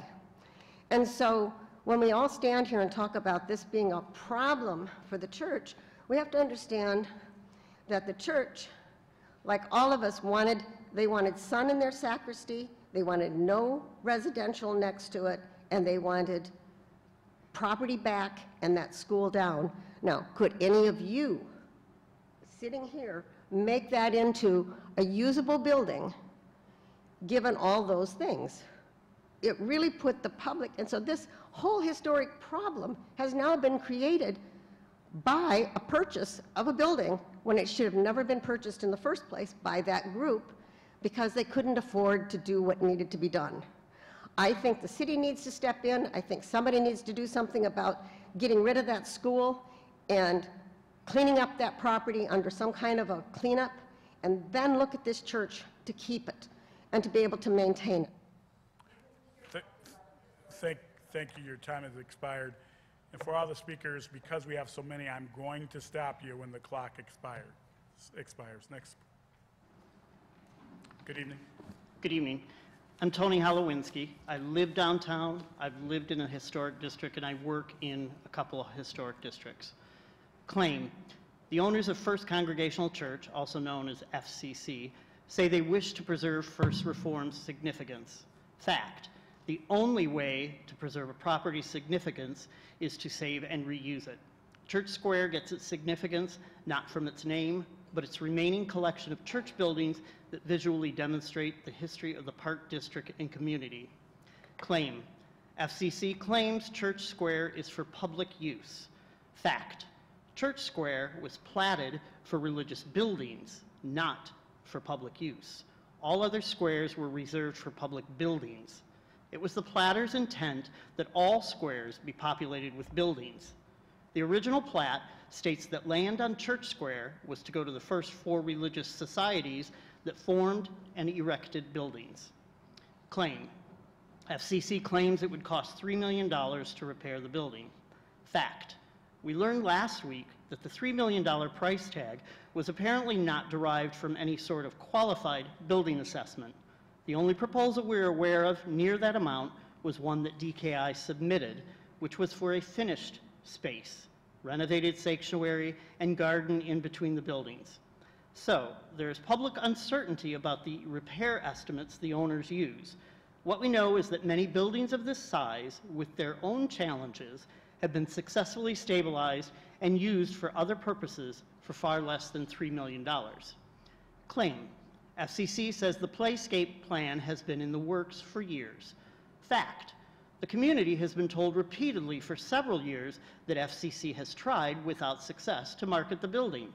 These are opposing goals. How can the owners have been doing both for several years? Claim. FCC says developers want the property and would love for it to be the front porch of some very upscale residential units. Fact. Developers are not the problem. There are many options for reuse, including affordable senior housing, market rate housing, retail, meeting space, coffee shop, bookstore, offices, or others.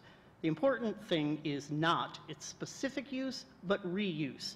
It is salvageable and represents First Reform's community history. Its members helped build the city, as did those who attended other downtown churches. Losing the building is the problem. It will forever change the nature of the square and the district, just as converting the northwest corner into a parking lot altered it in the 70s. Redeveloping the First Reformed building will increase street activity and expand the number of people who will enjoy Bronson Park. Claim. FCC says downtown is for everyone and are afraid it will become a place only the wealthy can enjoy.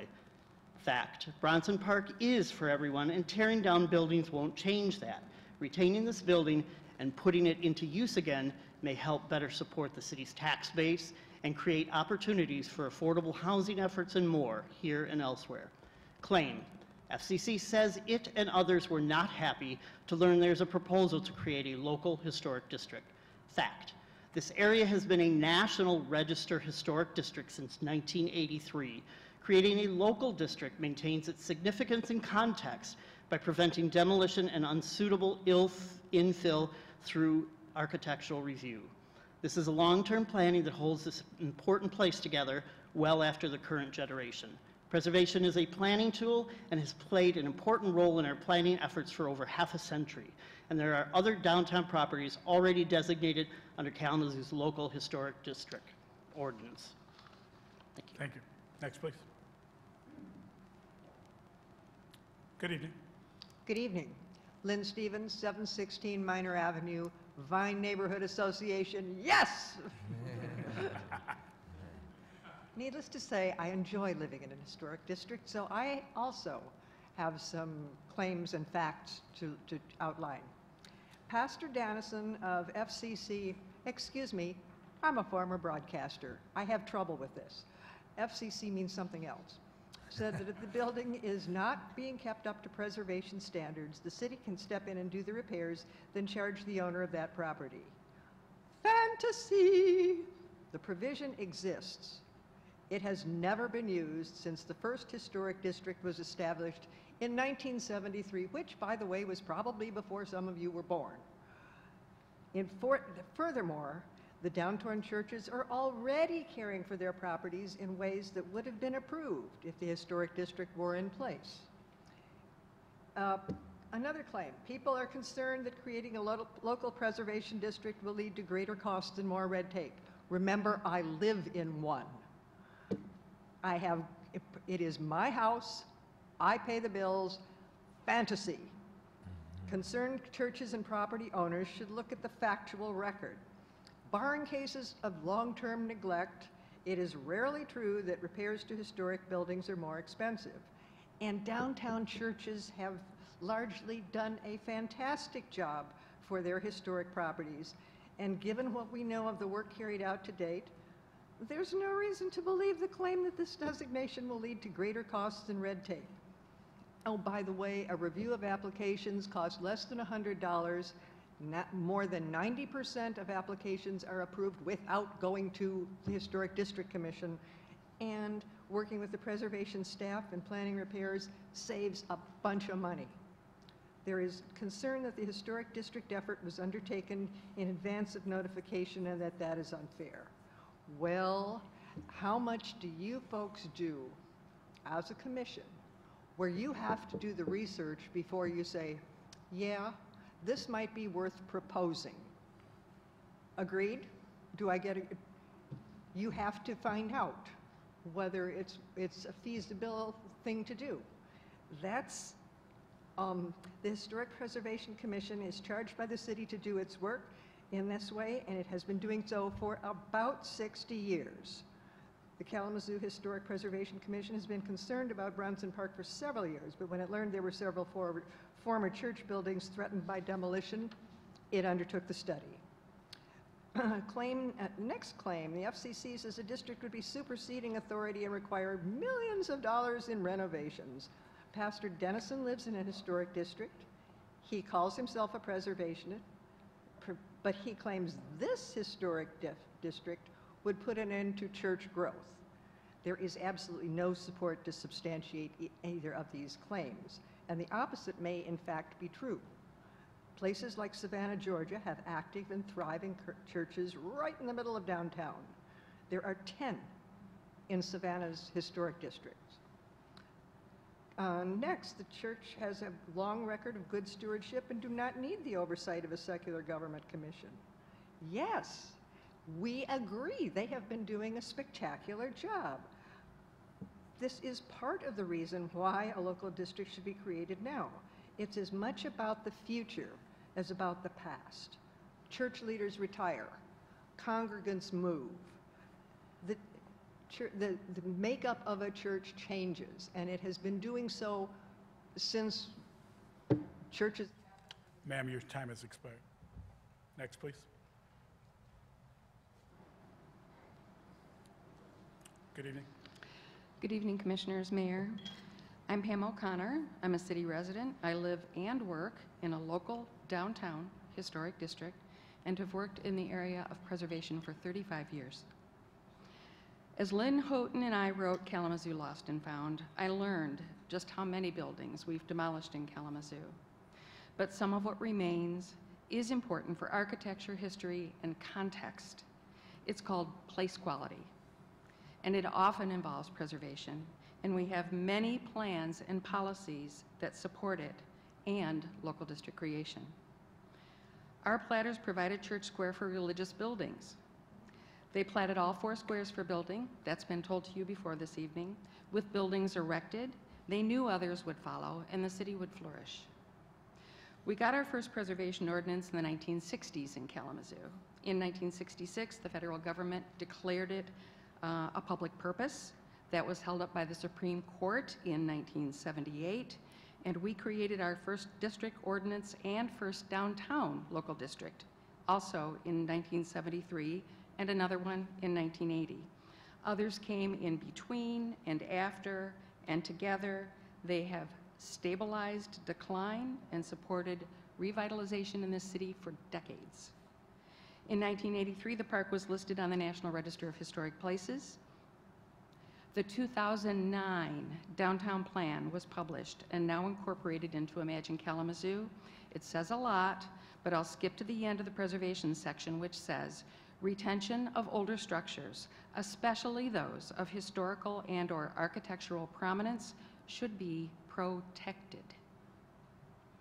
Our new strategic vision says we should encourage sustainable development and rehabilitation practices that preserve and protect historic properties. Our new plan supports the districts. It says downtown needs to be a focal point for a distinctive sense of community. That focal point is here, and it's right outside those windows. The plan recommends form-based code. To do it right, you have to ask a couple of things. Where are the centers or local focal points? Which places define community identity? And are historic development patterns intact? If you've read the local historic district study reports, you know that the Bronson Park District has all of that and a lot more. Form-based code puts emphasis on existing physical context. This district has that. The plan says lots, especially the ones on corners, need buildings. 2 of the threatened buildings in this district are on highly visible corners. The plan mentions the power of 10, places that succeed when people have 10 or more reasons to be there. They include these, among others: places to sit, art to touch, music to hear, places to eat, and history to experience, and they have to be unique. That is this district. When we use old building rehab as a default rather than demolition, we support communities that bring human scale to streetscapes, are economic drivers for women, minority-owned and small businesses, and support sustainability and social equity, and accommodate people across the economic spectrum. Our Preservation Commission is charged with doing these studies and advising the city. And based on this and all the things I've just mentioned, I hope you understand that Kalamazoo has a multitude of policies and plans in place which support the creation of local historic districts, and they work. Thank you. Thank you. Next, please.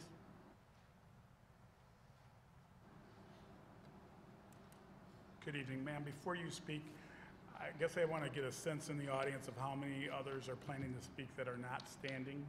Just a sense of that, because I want to determine if we're going to take a break or not. And that doesn't mean if you decide to speak at some point you can't. Okay. Thank you, ma'am. I want to talk about historic preservation and stewardship. Religious institutions are all about stewardship. And it comes straight from the Bible. It's about... Ma'am, we need your name and whether you live within Oh, I'm the city. sorry, I'm sorry. Yeah, Claire Milne, and I do live in the city of Kalamazoo. Thank you. The concept of stewardship comes straight from the Bible. It's about caring for our resources, human, financial, structural, and environmental. God calls us to be good stewards. You, as a governing body, are called to be good stewards of our city. The church building at 302 Academy could easily be sold and repurposed if the deed restrictions are removed. Deed restrictions are a human construct and not the Word of God.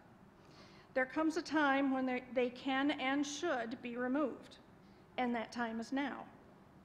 Depending on the buyer, the property could very well add to the tax base, creating additional income for the city, which would help it care for its citizens.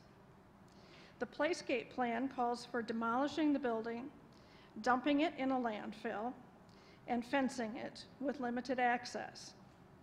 It will be the largest playscape in the nation. Is that really necessary? Could not the church building be sold, its annex torn down, and a smaller playscape installed? The Christian Science Church is also scheduled to be torn down and dumped in a landfill. If left intact, it would be a wonderful asset to further the good stewardship of the KIA. The current idea is to demolish the building, which in itself is a work of art, and fill in the vacant lot with grass and maybe a sculpture park. Maybe. At all this, yet Imagine Kalamazoo calls for further densification of downtown, not more open space. The buildings of the Nazareth campus have been meticulously cared for. The Mother House and Font Bon are in move-in condition. With some cosmetic work and new fixtures, the dorms could be ready as well. If you save these buildings, you could solve much of your affordable housing crisis. Furthermore, the location is on a bus line, is readily accessible to stores and healthcare, and there's a good deal of open space as well. Would the children of the housing residents benefit from a playscape? Our historic district administration doesn't rule on landscaping. Most historic property owners are already good stewards, including the Bronson Park churches. Please buy yourselves some time to reflect on this decision with a review period, which is different from a moratorium. Once a historic building is gone, you can't get it back. A review period will allow all sides to use all tools available to come to a workable solution. This is about stewardship of the future. Read the Historic District Study reports. Read or reread the parable of the talents in the Gospel of Matthew. Don't be short-sighted and bury your resources in the ground. Thank you. Thank you. Next, please. Good evening. Good evening. I'm Carol Howard. I own a property in the Marlboro. I'll be brief. I'm new to the area, and having gone through and read the report developed by Pam O'Connor, who already spoke, my concern is that to not provide protection to these properties, why have the National Registry? The two would seem to go hand in hand, that you would need to protect these properties. And if they're not protected, imagine Kalamazoo may have another idea behind it. You may end up long-term in the future having to imagine what already exists out there. I'm finished. Thank you. Thank you. Next, please. Good evening. Good evening. My name is Sue Robinson, and I reside in Kalamazoo. I'm here strictly as a historian. I moved to Kalamazoo in 2015. One of the reasons I came to Kalamazoo is because of the historical districts. I now serve on the Historical Commission, and I believe very much that the First Reformed Church in downtown Kalamazoo should be used as a lasting monument to the work ethic and to the spiritual resolve of the Dutch and their descendants and what they have given to the city of Kalamazoo. Since 1850, Kalamazoo has had a good reputation of Dutch. The Dutch were attracted to the city for multiple reasons. We have the Dutch to thank for making Kalamazoo the celery capital of the world. Did you know that? Kalamazoo appealed to Dutch settlers because they were open-minded, hardworking, and strong in moral character. The Dutch fit in well with the already established people in the community and engaged in enterprise actively. Quickly, it was observed in a Grand Rapids paper at a very early time that the success in business and accumulation of wealth had never been an offense to Calvinism, of which the Dutch Reformed Church is.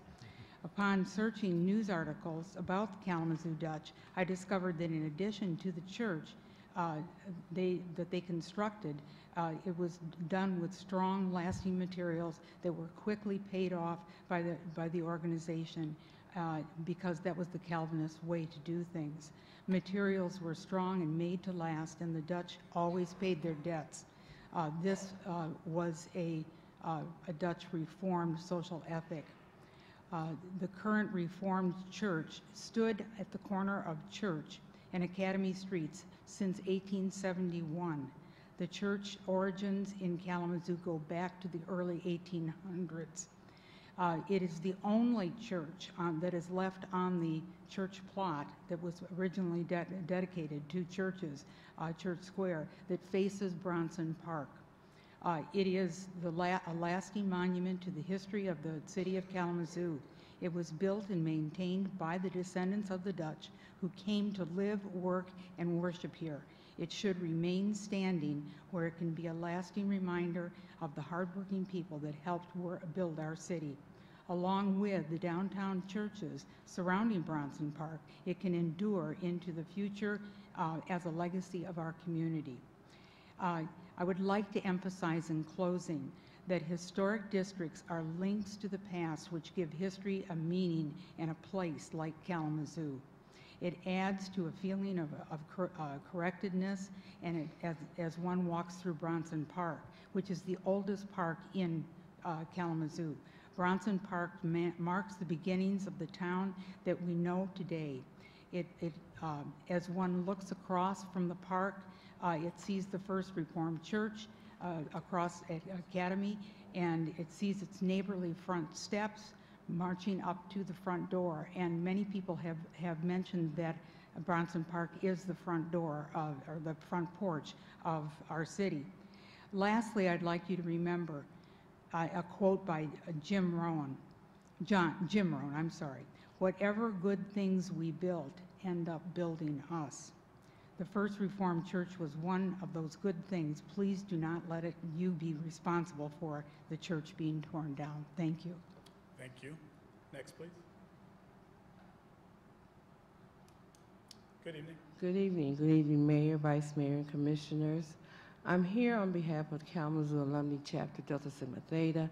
I just wanted to share a couple of events that will be going on that will be hosted by our sorority. Ma'am, we need your name and whether I am so sorry, Mayor. My name is Beverly McCall, and I am a resident of Kalamazoo, City of Kalamazoo. The first event will be held Saturday, April 20th at the Eastside Neighborhood Association on 1301 East Main Street. It is entitled Taking a Bite Out of Senior Fraud. We invite you to join us, and I need better glasses. We invite you to please join us and meet with our community experts, Lisa Fuller, who is a part of the senior services, and her husband, Kalamazoo County Sheriff Richard Fuller III. They will be our presenters regarding senior fraud. There will be a free lunch, door prizes, and giveaways as well. There is registration that must be done, and if you will go to our website, www.dstkzoo.org, you can register online. Seating is very, very limited, so we invite you to come and participate in that event with us. The other event that's hosted by the sorority is a conference for our young men, ages 11 through 17. We have an initiative entitled Embody. Embody means empowering males to build opportunities for developing independence. The time for this event, which will be held April 27th, is 9 a.m. to 1 p.m. at Mount Zion Baptist Church, 120 Robertson Street in Kalamazoo. There will be a light breakfast and lunch will be provided.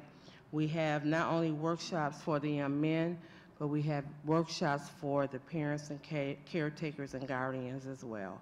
So again, you can register at www.dstkzoo.org. Thank you.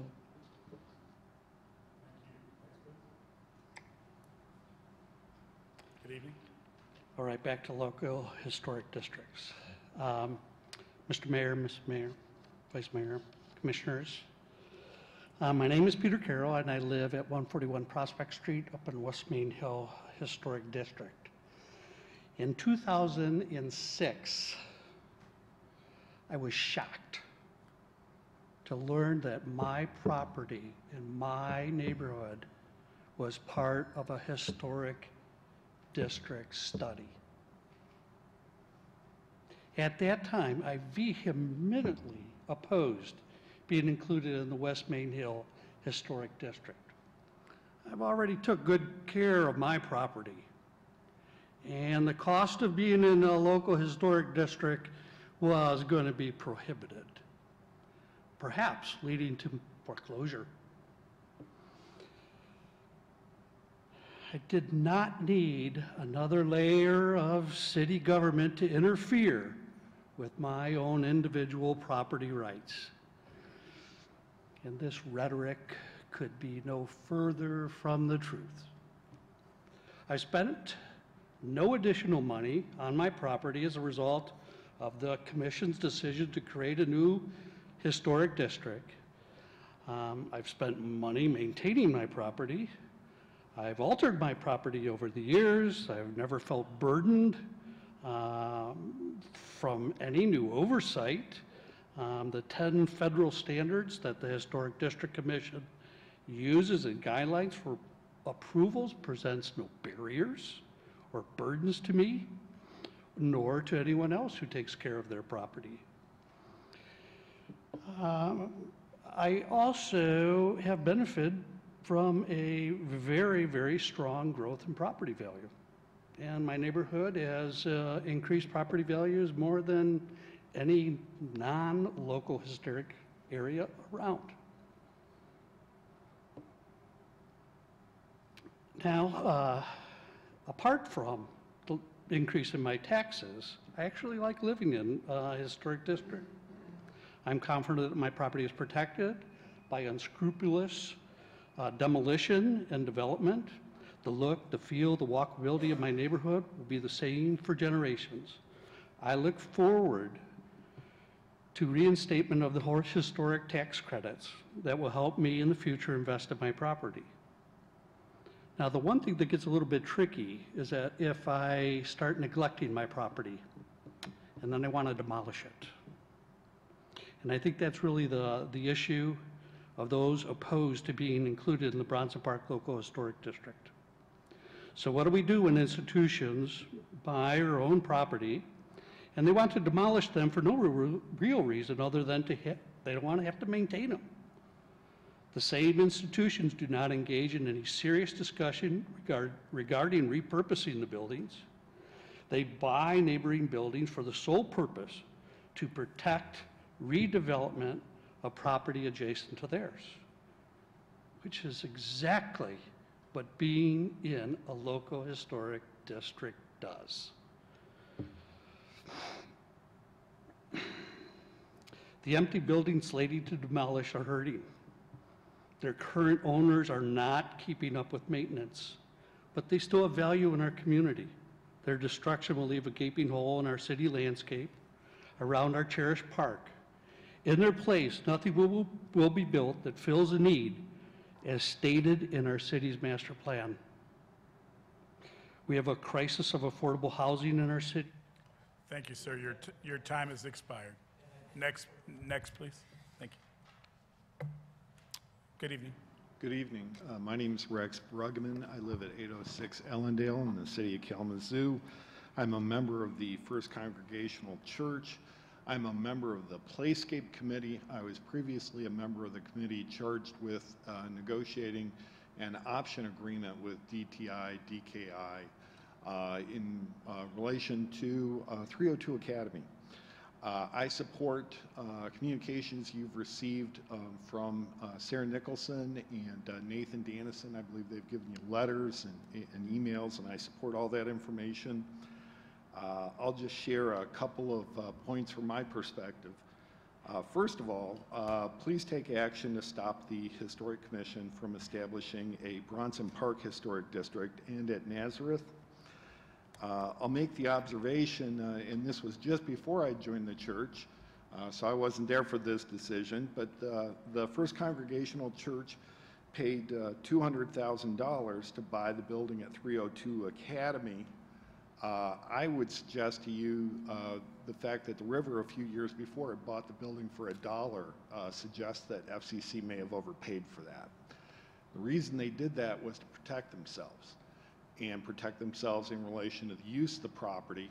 There was a serious effort apparently to redevelop the sanctuary at 302 Academy, or there was talk of it, but that was going to be subsidized by the construction of a 5+ story building immediately to the east of the FCC sanctuary. And I've had people in this process say, well, that's no big deal, you should just live with that. Well, part of the centuries-old process you go into when you go in this group meditative experience of attending church is you sit in this beautiful sanctuary with natural light coming in the window, which, by the way, FCC recently has spent $800,000 to repair. So that was pretty important. And so FCC bought that property next door. What else would I say about this? I know from being inside the process that an awful lot of effort and some considerable expense and legal fees went into negotiating with DTI and DKI. They never signed the option agreement. I think part of the important issue was uses. They don't, someone entering into an option agreement, certainly DTI, they didn't want to be constrained in terms of the next owner and the owner after that having a limitation on their uses. FCC would have been fools to just say, oh, you can do, the next owner can do whatever they want. I've said we've got to be careful in this process. We bought this to avoid a 5-story building being constructed, and at the end of it, we could have a 10-story building constructed.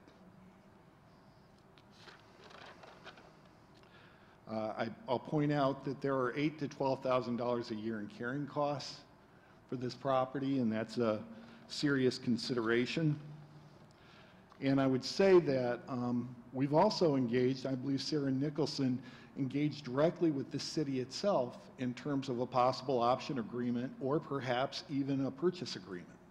And so there's been direct engagement there. There's been 3 years of this. Okay, this just isn't starting off now. Every significant developer in this area through DTI has had an opportunity to look at this and kick the tires on this. This isn't the beginning of something. And really, I think Nathan has been completely sincere in putting himself forward and trying to be open and engaging, and we are where we are. I appreciate your attention. Thank you. Good evening. Good evening. My name is Jody Brylinski, and I am a resident of Kalamazoo County, but not the city, but I have lived and worked here for the past 28 years. And I appreciate so many of the people who have spoken passionately about the historic district, their desire to live in a historic district, to invest in businesses in a historic district. But a historic district, other than the one gentleman, was not imposed upon them after initiating a good faith effort to improve the community at Bronson Park. I'm a member of the First Congregational Church. I've been aware of all of the studies that we have tried to do. We didn't formalize many of those studies because the intent was always to have work with partners to develop that in some meaningful way. After 3 years of looking at the disastrous state of that building and the reality of ownership of that building, there's been a good faith effort to create a workable plan that will allow that area to not only preserve the 2 historical buildings that are around 302 Academy, but provide open access. I think about the 2 projects, Mayor, that you were so excited about tonight. They capitalized on 2 things. Foremost, access for children. An old building that will fall down, that no one will develop, that homelessness seeks for shelter on cold nights, that becomes a fire risk, you name it, is not access and not good for children in anybody's idea. After 3 years, nobody wants that building. It is way too expensive to get anything out of. And renovating a church, large property versus a home, is an entirely different financial situation. The other thing that you were so passionate about, and rightly so, was the cooperative work of different city groups working together to bring about the mobility plan. We have worked with the city. We have conveyed our views to the historic district. They're simply not listening. They didn't ask for input in their study. That's why it's so full of errors and misnotions. The reason I got up at last is so many misconceptions have been put out there tonight that it's really disheartening. I don't attend a lot of city meetings. Recently I have, and I'm surprised that so much inaccuracies can just be laid out there. I encourage you to put this to a stop. Each of those buildings in Bronson Park and the others have unique histories. They should be dealt with uniquely at a time when there's an appropriate reason. But to put a blanket, a very wet, cold blanket, on how this Bronson Park area should evolve would be wrong. The delay and the ongoing discussion is already harming those initiatives. Our plans have been put on hold. We incur costs that we know we will never regain. And most of all, it's stopping us from moving forward on a vibrant, good, healthy plan that Imagine Kalamazoo does support in another way, not in historic preservation, but in a way that would provide access to more green space and parks for children. Finally, history can be preserved in a number of ways, not old, dilapidated buildings. That's not the only way it can happen. Pictures and histories and stories and the new histories that will be made by the people who take on that property. So I encourage you to put an end to this, to us have a larger concept of what historic preservation means that will live and grow with the vibrant city of Kalamazoo. Thank you. Thank you. Anyone else wanting to address the commission this evening? Seeing no one, we are at commissioners' comments. Commissioner Sykes. Thank you, Mayor. So there's been a lot talked about tonight. A lot of great things have happened. We've had a lot of, we've received a lot of input, some positive, some not so much. I don't know that it's late. I don't know that I'm going to dig into this super deep, but I do want to just offer a couple of points, just for information, for what it's worth. I appreciated the last speaker for mentioning some of the misinformation that has been shared tonight. I do think it is vitally important for us to be well informed before we come and take strong stances on different issues. And I appreciated some of the communication, some of the commentary on the burden that 302 Academy, maintaining that while we figure this thing out, has on First Congregational Church and the Capital Campaign to provide playscape for children who are recipients of free daycare on that block. I want to add to that, I had a wonderful meeting this morning with a couple of the sisters from Nazareth, and I think that we should all be aware, because this figure was really sort of astounding to me. While we take our time to figure this out, the sisters pay $80,000 a month.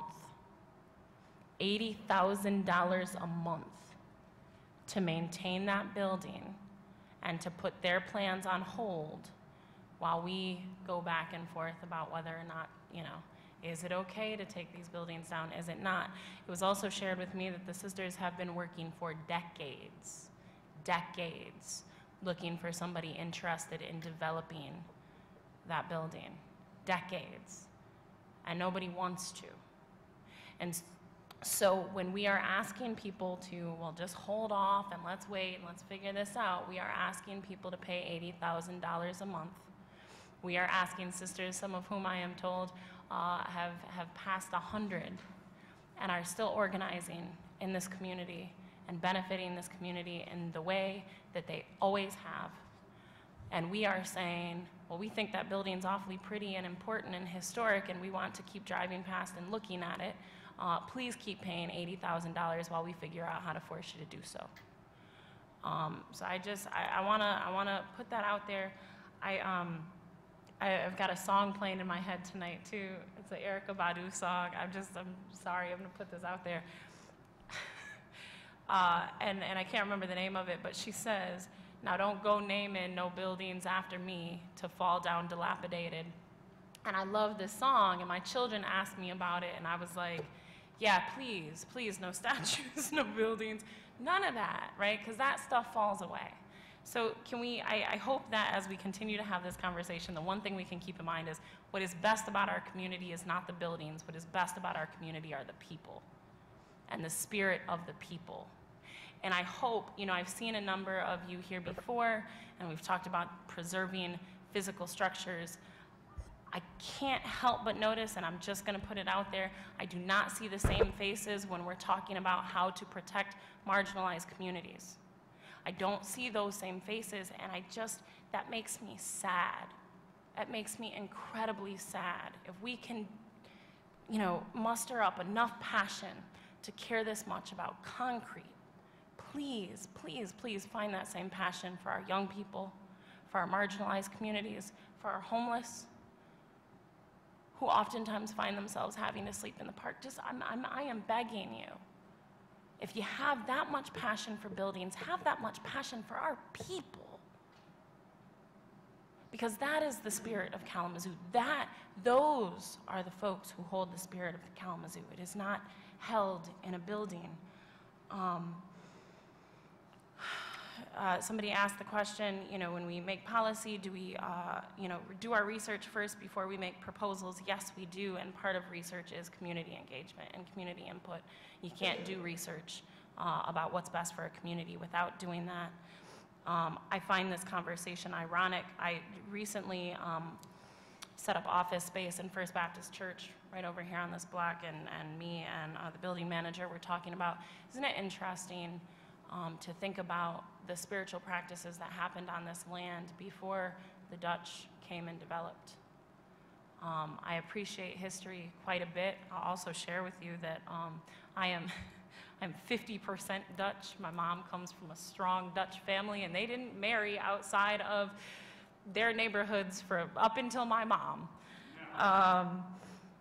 And I am very proud of some of the things that I got from my Dutch ancestors, and there are some things that I am not proud of, not even for a little bit. And one of those things I am not proud of is the development of this community, the stolen land from people, the genocide that happened, the trail, our own Kalamazoo's Trail of Tears. That's not something I'm willing to celebrate, and I find it ironic that we want to preserve our buildings, but we haven't talked yet about how to restore the land to its original state and honoring the original people that this land was stolen from. That's it. I talk too much up here, so I'm going to shut up now and let my colleagues take over from here. But I hope some of you will think of the irony of this debate and also maybe get a little bit better informed. Thank you. Thank you, Commissioner. Commissioner Anderson? Thank you, Mayor. Appreciate everybody coming out tonight. I think this is actually, over the last couple of weeks, this is the fourth opportunity I have had to participate in a public way in this particular discussion we're having tonight relative to history and historic districts and buildings, that sort of thing. So it's, we've had a couple commission opportunities where people have spoken. There was a presentation that was initially made. There was the Historic Preservation Commission meeting that just occurred just last week as well. So I appreciate we're having that community discussion, and that I guess just reminds me that here we are together, more or less 77,000 of us that live in the city of Kalamazoo, and we work together, and sometimes not always completely together, on the things that are important to us, and hopefully those things are the well-being of all of us that live here in the city, and that is our primary interest. So here we are, having one of those kind of public disagreements at a regular meeting where we do, the business of the city, which is some of it very mundane things. We've talked about that tonight, fixing streets, leasing vehicles.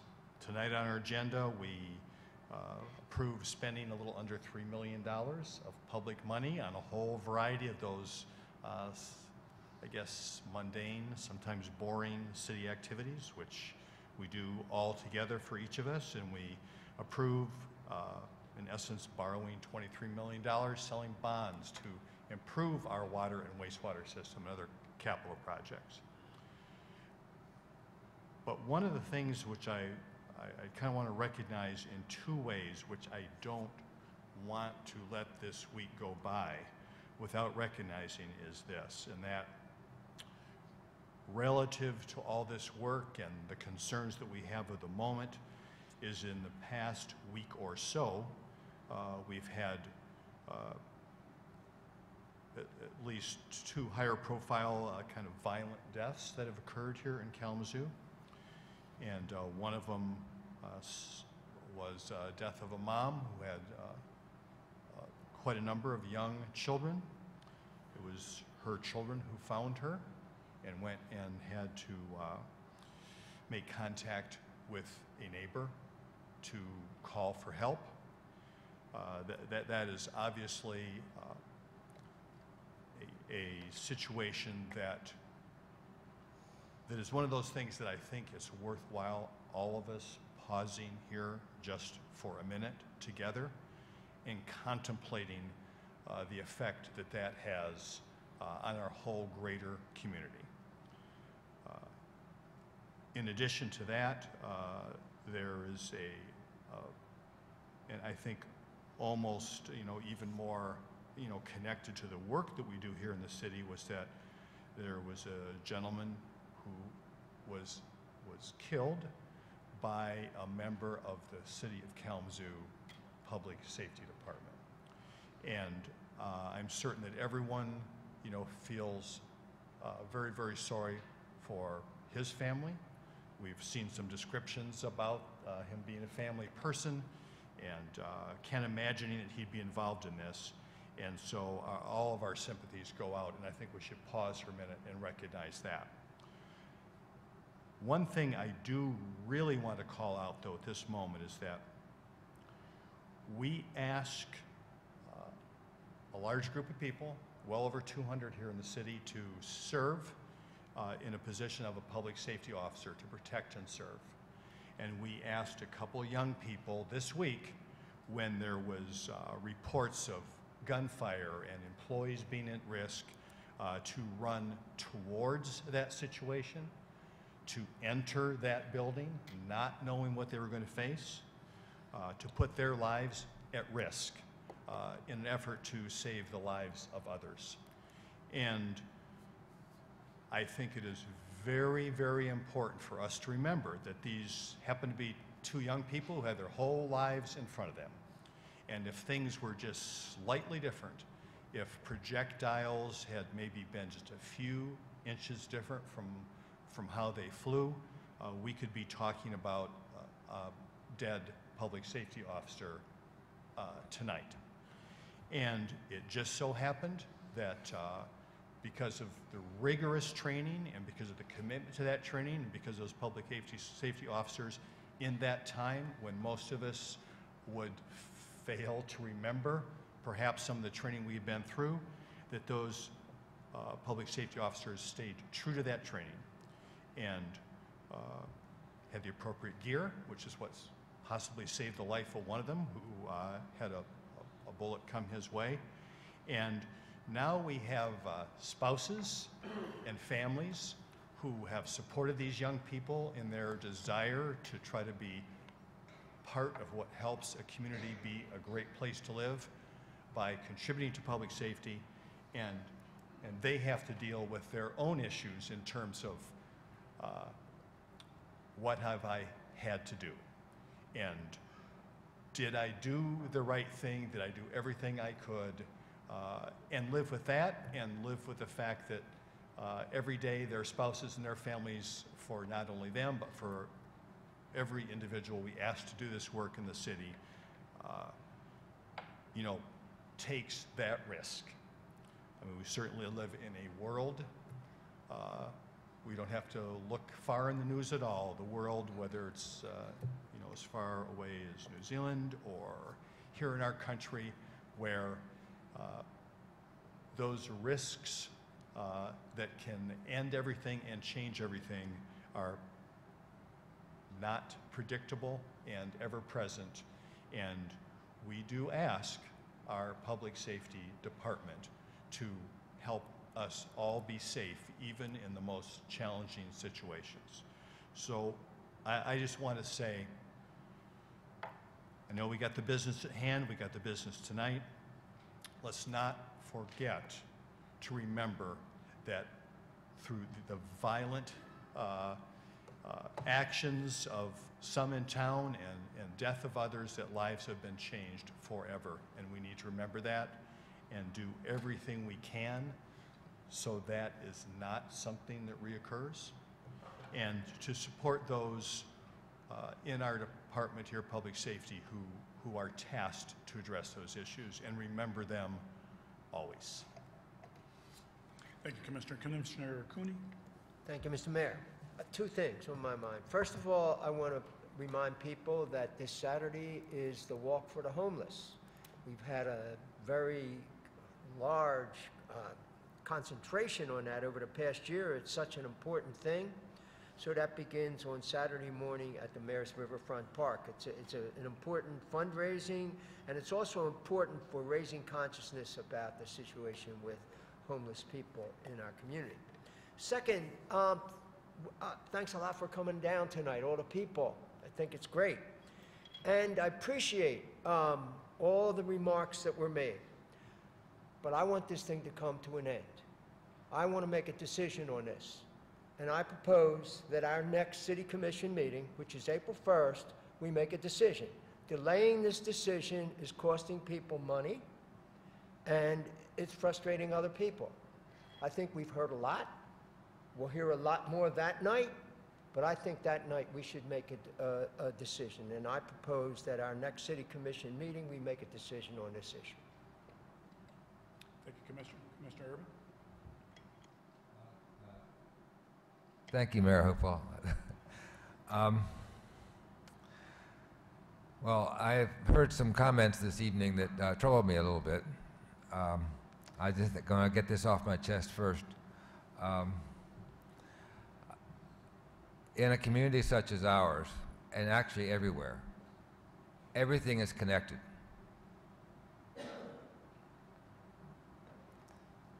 We all specialize in different things because we've all had different experiences. Our experiences are different, and so our interests are different. That difference in experiences is a source of our diversity. The diversity of our community is potentially, and usually so far, has been our strength. It's being tested on the issues that have had to do with the Bronson Park situation, starting with the removal of the monument.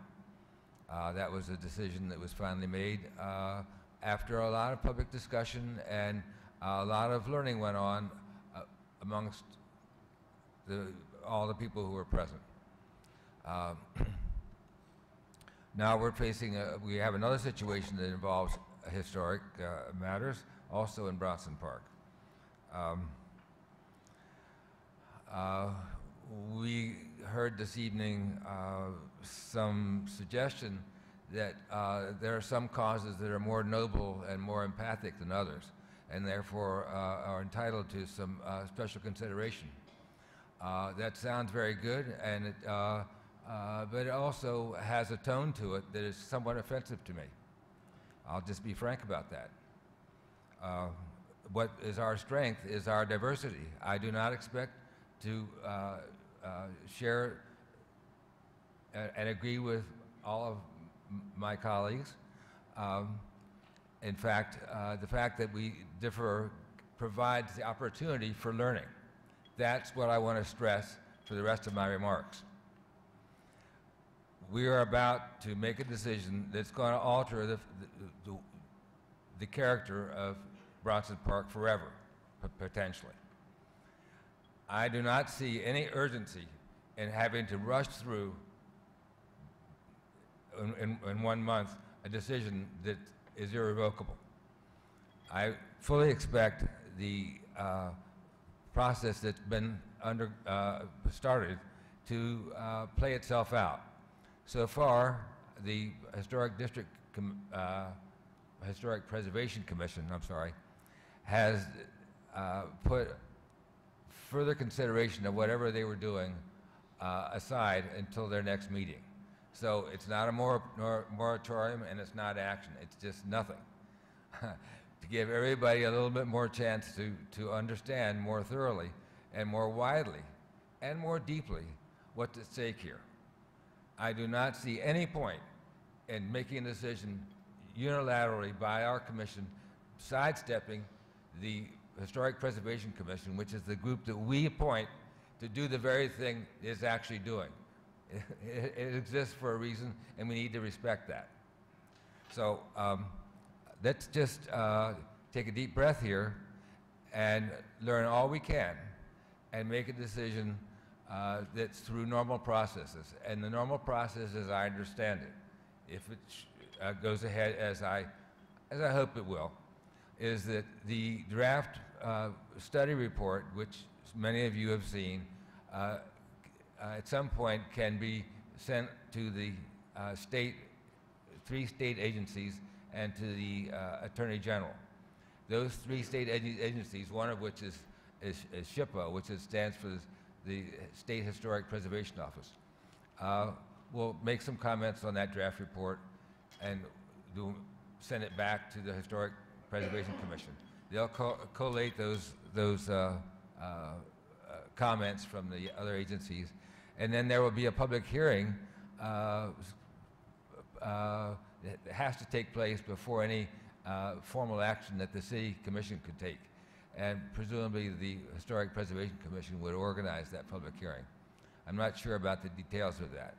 But I think, given what's at stake here, we'd be well advised to let that process go through, with all of us taking deep breaths and learning all we can and keeping as open-minded as we can about the needs of our whole community, not just any one single part of it, whether it be a historic building or our youth or any other thing. We're more complicated than that and more interesting than any one thing. That's all for now.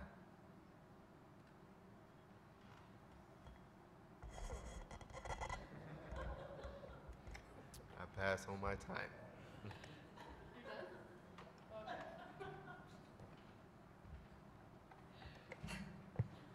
Thank you.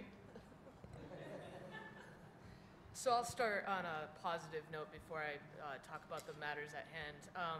I'm sure she's listening, she listens every meeting, I don't know why, but to wish my partner, Amy Gill, a happy birthday. I know that she's watching all of this tonight. She watches meetings when I'm unable to be at meetings because of my work obligations, so a big shout out to Amy tonight, and I will be home soon. Hopefully, right? Who knows what the mayor is going to say. I think a couple of things about the matter at hand. I think first I'm going to respectfully disagree with my colleague to my left, Mr. Urban, about dragging this conversation on any longer. I think that preserving history is a subjective matter. I think that we need to be respecting these individual property owners' rights to the buildings that they own. I think I need to back up real quick and say full transparency. I'm a member of FCC, but I have no skin in the game as it relates to the Sisters and their building or the KA and their building on the corner of Park Street. As I've been listening to comments and have been reading about the comments for the meetings that I missed recently, and over the weekend I engaged with several dozen folks that have an opinion about this matter. I have to say that Commissioner Sykes and Jody, if you're still here, you really summed up what I wanted to say tonight, which was I believe that we can preserve the history of our community, whether it be Bronson Park or the campus on Nazareth, through memories and stories and pictures. Can't accept that structure should be static and frozen in place. And I think that we are right now in the process of manufacturing a roadblock that's going to prevent some really awesome municipal benefit for this community, whether it's the proposed sculpture garden or it's the playscape that FCC is proposing. I don't understand this bureaucratic process that we've engaged in when both of these projects, the Sisters, for 5 years I've heard 10 years. I've had a conversation just like Commissioner Sykes talked about. If we go out another month, that's another $80,000. My house doesn't even cost $80,000, right? And so I think enough is enough. Commissioner Cunha talked about let's call the question in our next meeting. I support that, and then move forward. Thank you. Thank you, Vice Mayor. Let me just say, frankly, I'm not convinced either way. This is a challenge, and what I like about this is what community has to do when we don't agree. And I appreciate the delays. I've sat up here 16 years. I served on the Planning Commission with one gentleman in the audience. We've told K College you gotta wait and it's cost money. We've told someone that, nope, they should be able to keep this building or tear down this building. I mean, this is part of the process of community, and sometimes it costs money. Sometimes it costs frustration. Sometimes it costs buildings going down. So I'm not gotta come down or gotta stay. I'm not there. Where I am is, you know, this creates the opportunity for community to figure out if there's a path forward. And if there's not, at the end of the day, if there's a decision for us to make, and to me that's still in question. There's not a district now. Right now, any of those facilities can do what they want. No matter what HPC does, even next month, you can do what you want with your structures because there's not a district now. That's just the plain truth. There's this belief that if the historic preservation, I used the acronym, didn't I? You know I hate that. If the Historic Preservation Commission sends whatever they want to Lansing, there's 6 months before anything can happen, before anything in regards to delaying anything that one of the owners wants to do to their structures or facilities. So you know, you could tomorrow, if you got your permits, do what you need to do. To me, it's because the district does not exist. That's where I go. Do we, other than I love this space, and so my heart tells me a few other things. But I'm not about telling a committee that we charge citizens, that we charge to do work, to say, your opinion, your thinking doesn't matter. Are there problems with what they did? I believe so. You folks have been talking to the owners, you darn well you should. No matter how much research you felt you needed to do, you talk to the owners. Do I know the sisters have been talking about this for years? Yes, they have. But do I also know all of you folks that are wanting this history, or all you folks that want to maybe take down these structures, that talk about the spirit of the area, you really didn't think in this community that you weren't going to hear from the historic preservationists. You really, I really can't believe we thought that would be the case.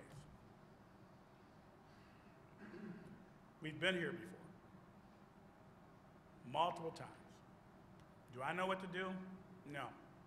Call the question on the first, hey, day before my birthday, great birthday gift.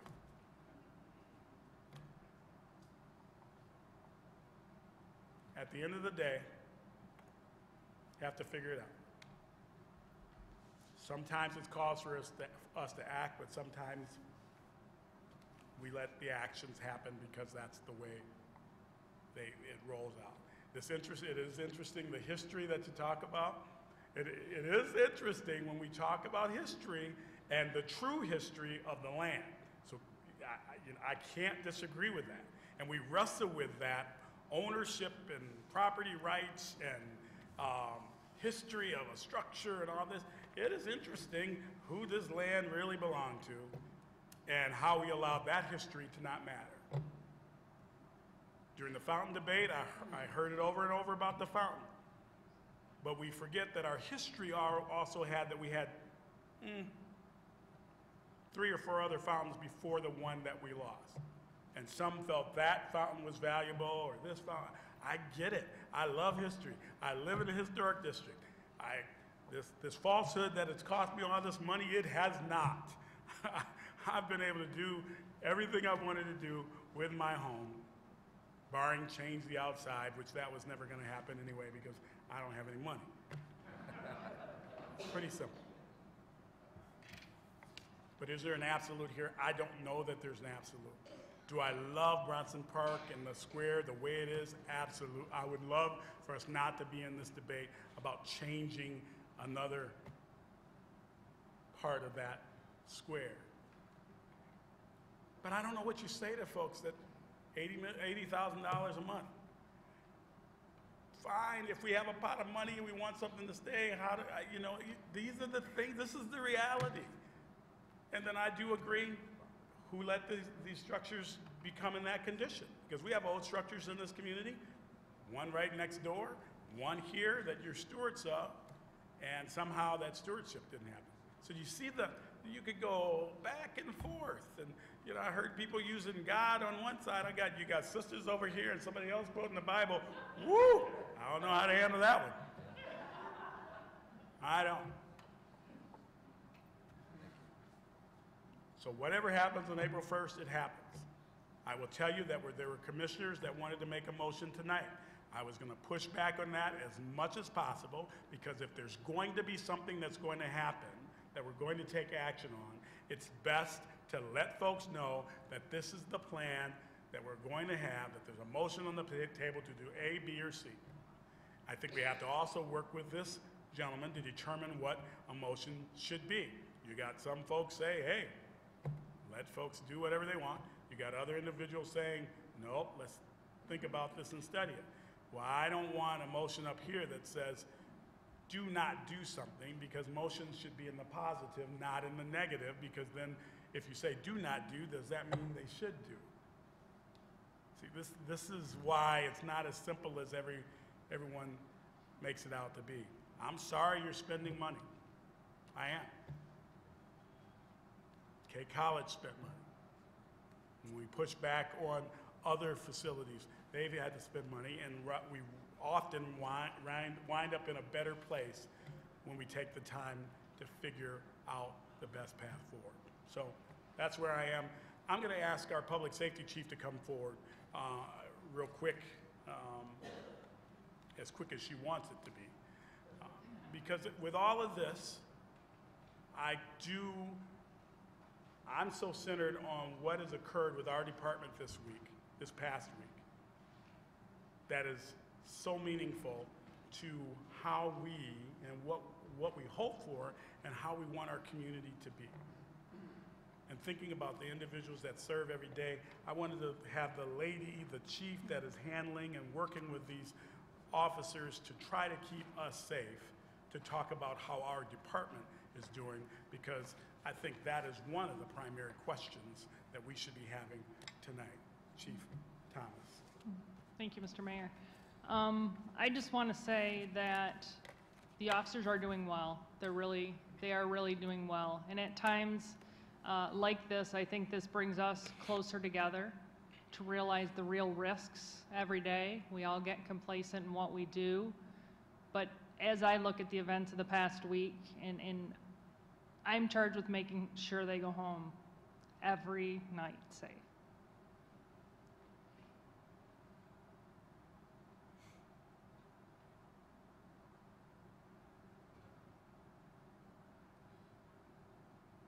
It's not something I do lightly.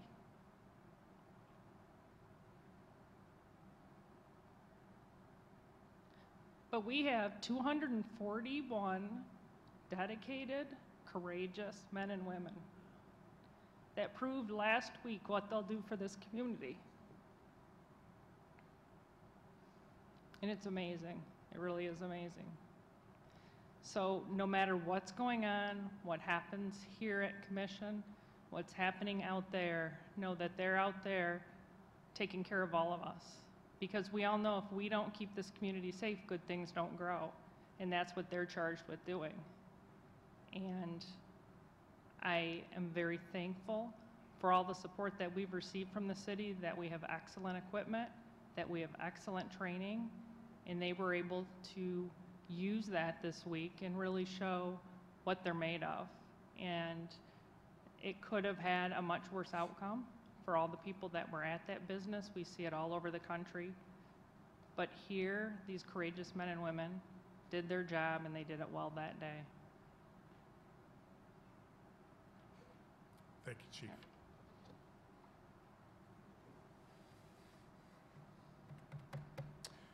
Commission, the chief is wearing a new vest that the department started using just about a week ago. That vest was approved by you in 2017.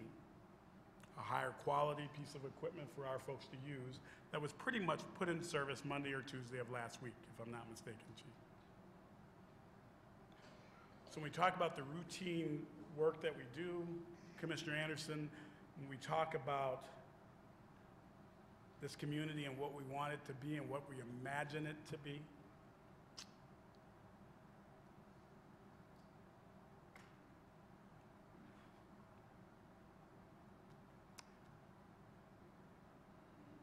through all the imperfection that we have, the imperfection of me as a mayor and us as a commission, officers.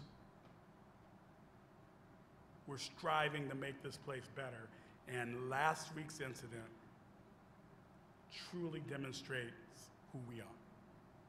Through all the imperfection, all the challenges, last week demonstrates who we are.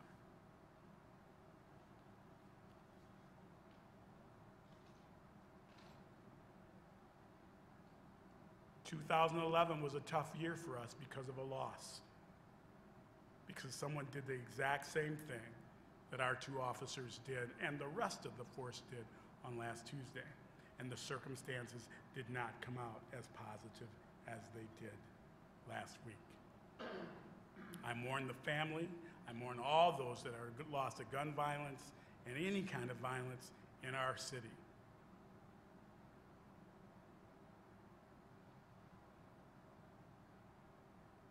But that's the representation of our community. Those folks that are serving every day to try to figure this place out. So from me, on behalf of our commission, our city staff, chief, detective, thank you. Thank you for every day running into fire, rescuing people from car accidents, trying to figure out the best way to connect with community and growing that effort. Thank you for all that hard work. We just don't understand, and we can't understand when you put on that badge. The opportunity and the challenge and the risk that goes into doing this work. We owe you. We owe you. We are adjourned.